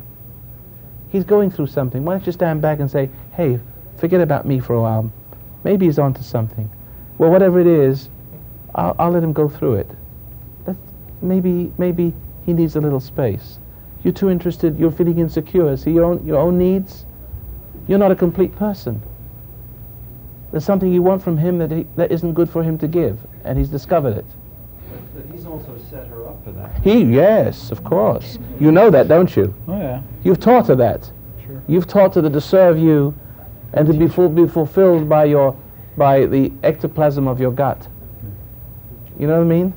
To be served by the deterioration of your essence. So she absorbs your essence as you fail, and she bloats up with it. You've taught her that's her reward. I thought I was the king, you know. That's right. She gave you the illusion that you were a king, but she had the reality she was a king. She made you feel like a king, and she lived off the feeling that you gave off. You know when you drop 2 Alka-Seltzer tablets in a cup of water? Well, when a woman offers a man love and services his sexual needs, he gives off feelings, effervescence, right? He gives off, you can almost feel your skin tingling, gentlemen, can't you? You can feel your energy, and something goes out of you, and a woman parasites off of that. A woman who hasn't got her own center glorifies in it. She breathes it in. And she has to excite a man to fall for her, and then she experiences that his failing as a worship, as love for her. And you're noticing that, aren't you? Mm-hmm. You see that you're deteriorating, and that's the reason why you stand. If it wasn't that, if it wasn't something bad happening, you wouldn't stand back, would you? But she hasn't seen it yet. Well, not only I felt the power I was losing and just getting weaker and resenting it. And the power she was gaining, that's Yeah. what she felt stronger. And I resented it, but also the thing that really woke me up, because I've felt that before, the lost of power with other women, and I felt something, you know, but the thing that really kind of woke me up was I realized that it's really making her my God instead of God my God, and I was separating myself. In 20 years, she'd also hate you for your weakness. She'd wake up one morning, and when you haven't got any more to give, and you turned into some little wimp that needed her approval, and you gave her the power to make you think you were something when you really weren't, when you were becoming more of a nothing than a something, but only a nothing that thought it was something. See?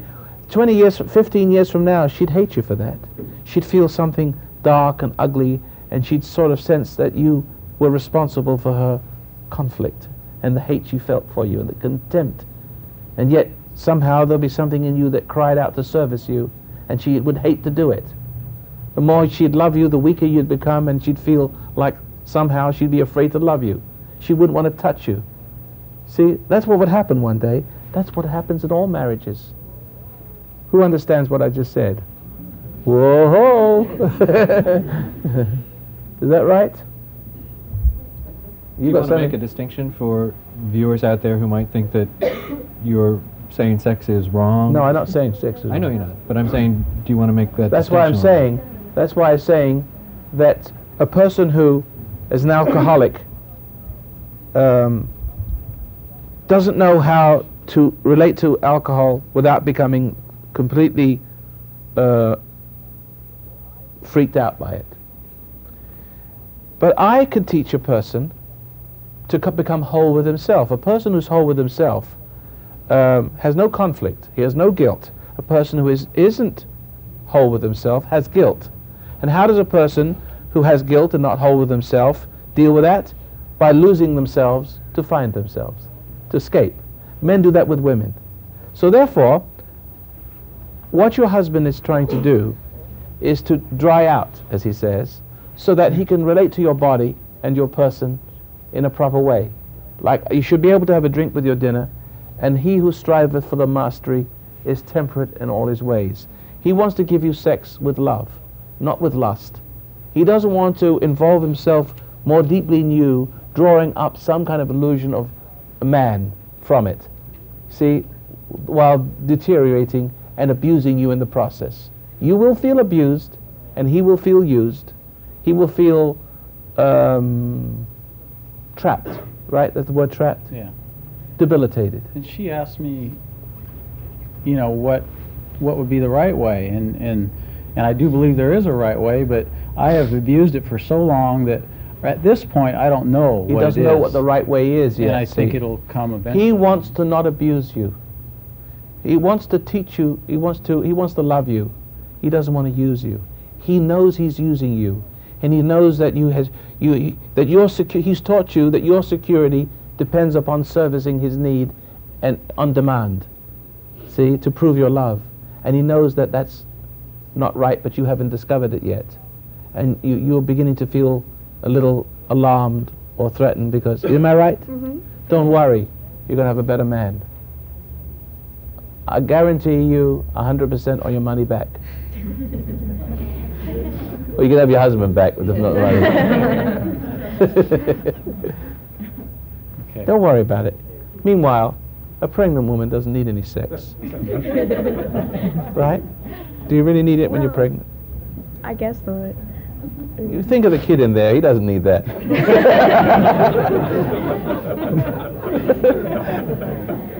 You know? Thank you. My daughter has a zoo, and she has lions and tigers, and she has traveling zoo. But she has a place where they all mate, and so she had the two leopards, and two black leopards, and first of all, they had a hell of a time getting them together. If they were humans, they wouldn't have any problem. Because humans are addicted. They jump on each other at the slightest provocation. And then they keep on jumping on each other after the job is done. you know, but it isn't good enough alone, you know what I mean? So we've got to have a little humor here. Those gets too heavy. But once the female's impregnated, she won't let the male get the poor guy. I mean, he's got more uses than just one, but she won't let that male get near him again. It's only natural. Once the cow's impregnated, that's the end of it. Right? It's not just for breakfast anymore. It's not just for fun. Sex is, when something's gone wrong with our relationship, which addicts us, because we are not meant to be sexual beings.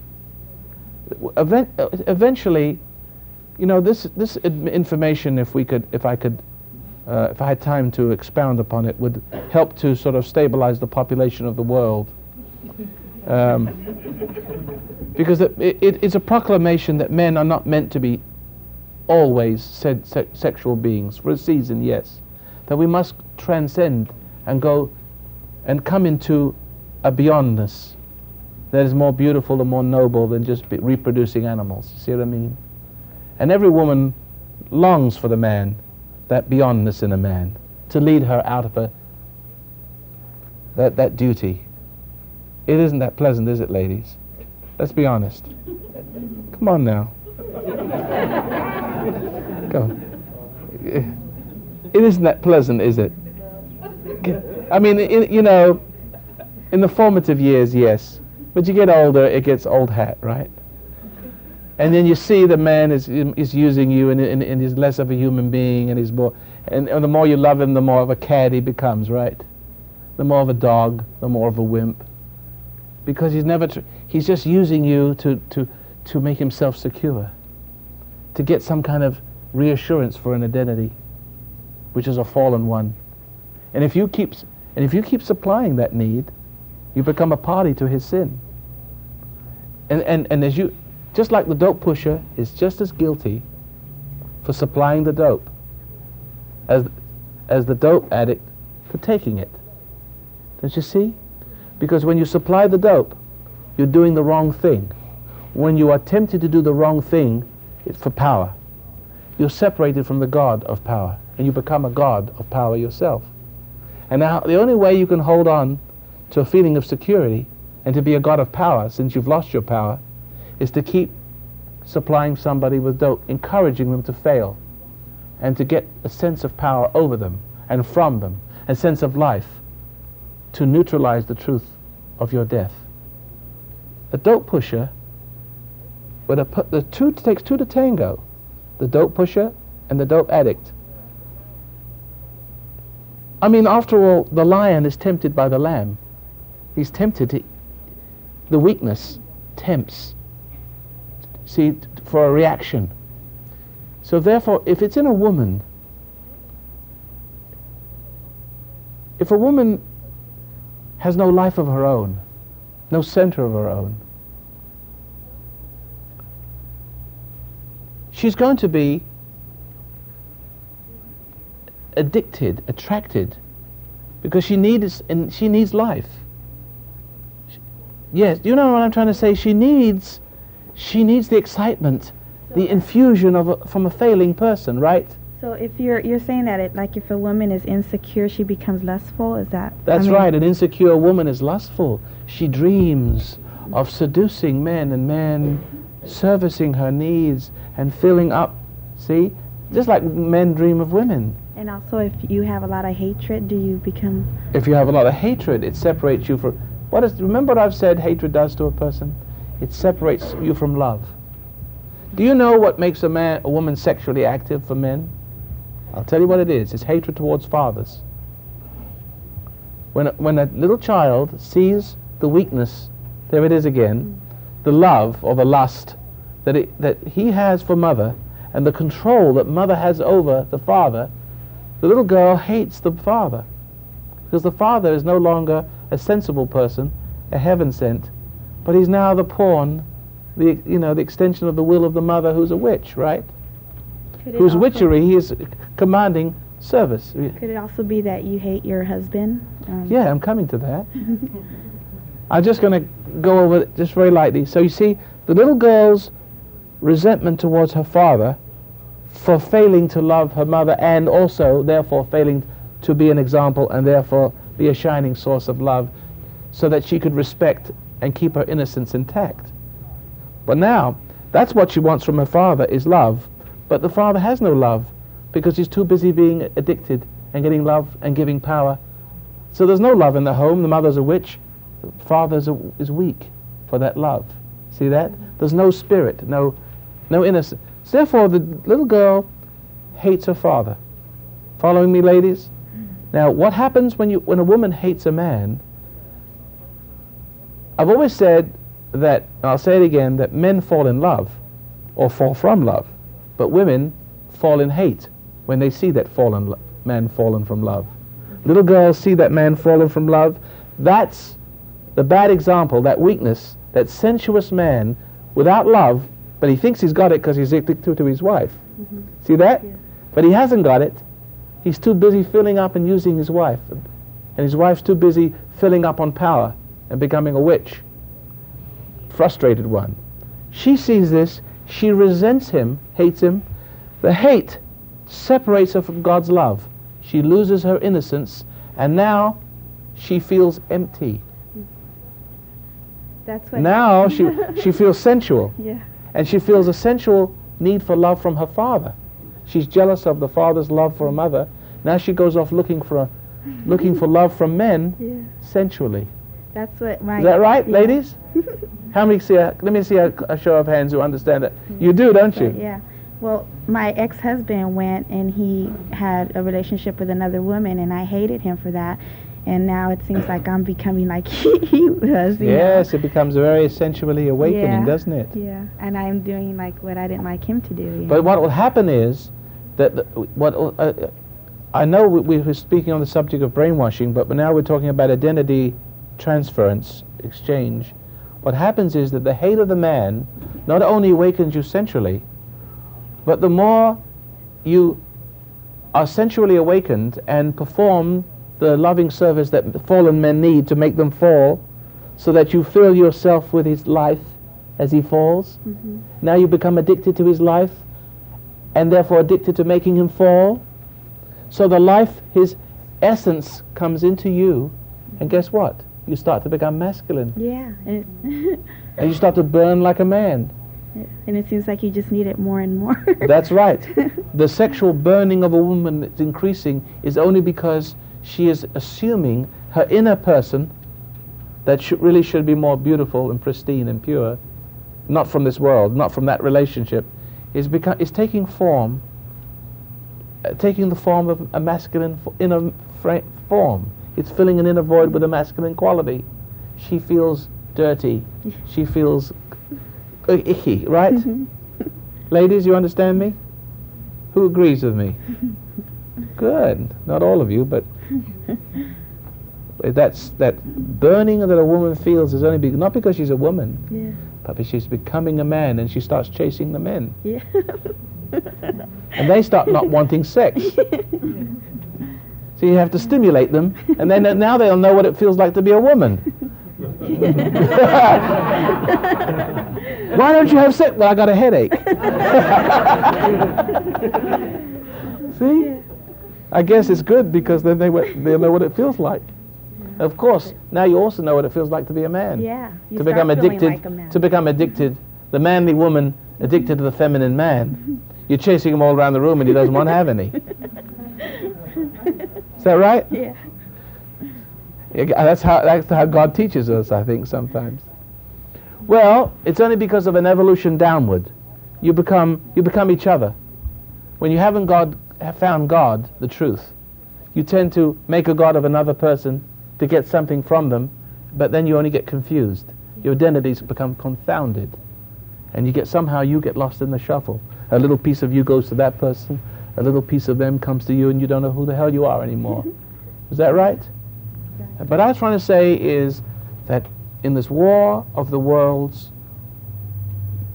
you have just come in out of the cold. You've experienced to some degree the things I'm speaking about, and that you want to transcend your sensuality. That doesn't mean to say you have to become celibate, become a nun or a priest. Not that they're celibate, but the point is, there's no need for that. You just have to learn how to relate to each other properly. You know, what more can I say? There's a way, and the way is within, and it's not in any books. I can lead you to the door, give you a little gentle push, and hope it's smooth sailing. And you can listen to my program, and when you're on the journey, you hear other people talking about the journey. And then when you're on the journey, you can check with me. Maybe you run into a little sticky wicket, and I'll know that you're on the journey by the questions you ask me. For instance, if you don't know anything about an automobile, then I could tell by what questions you ask me. But if I know that you're fixing your automobile and you're on the path and you kind of know a little bit already, and now you're on the next stage, I know by the questions you ask. I know you're on the right track, and I can relate to that. So may I suggest that the audience, if you're having more sex and liking it less, and if you're having more sex and liking it more, but you haven't got more to give, so you have to drink rhinoceros horns. You're drinking all those aphrodisiacs, and still, until you're just going down the drain with every experience. Then, if you're finding dissatisfaction in that kind of love, if you find it very disappointing, it's only because you're not relating to each other properly.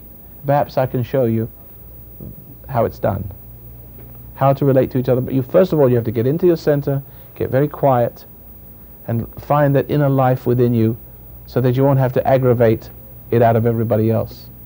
You won't have to draw it from your environment, from one another. Okay? You need to find the humanizing, not the dehumanizing relationship. It's within you.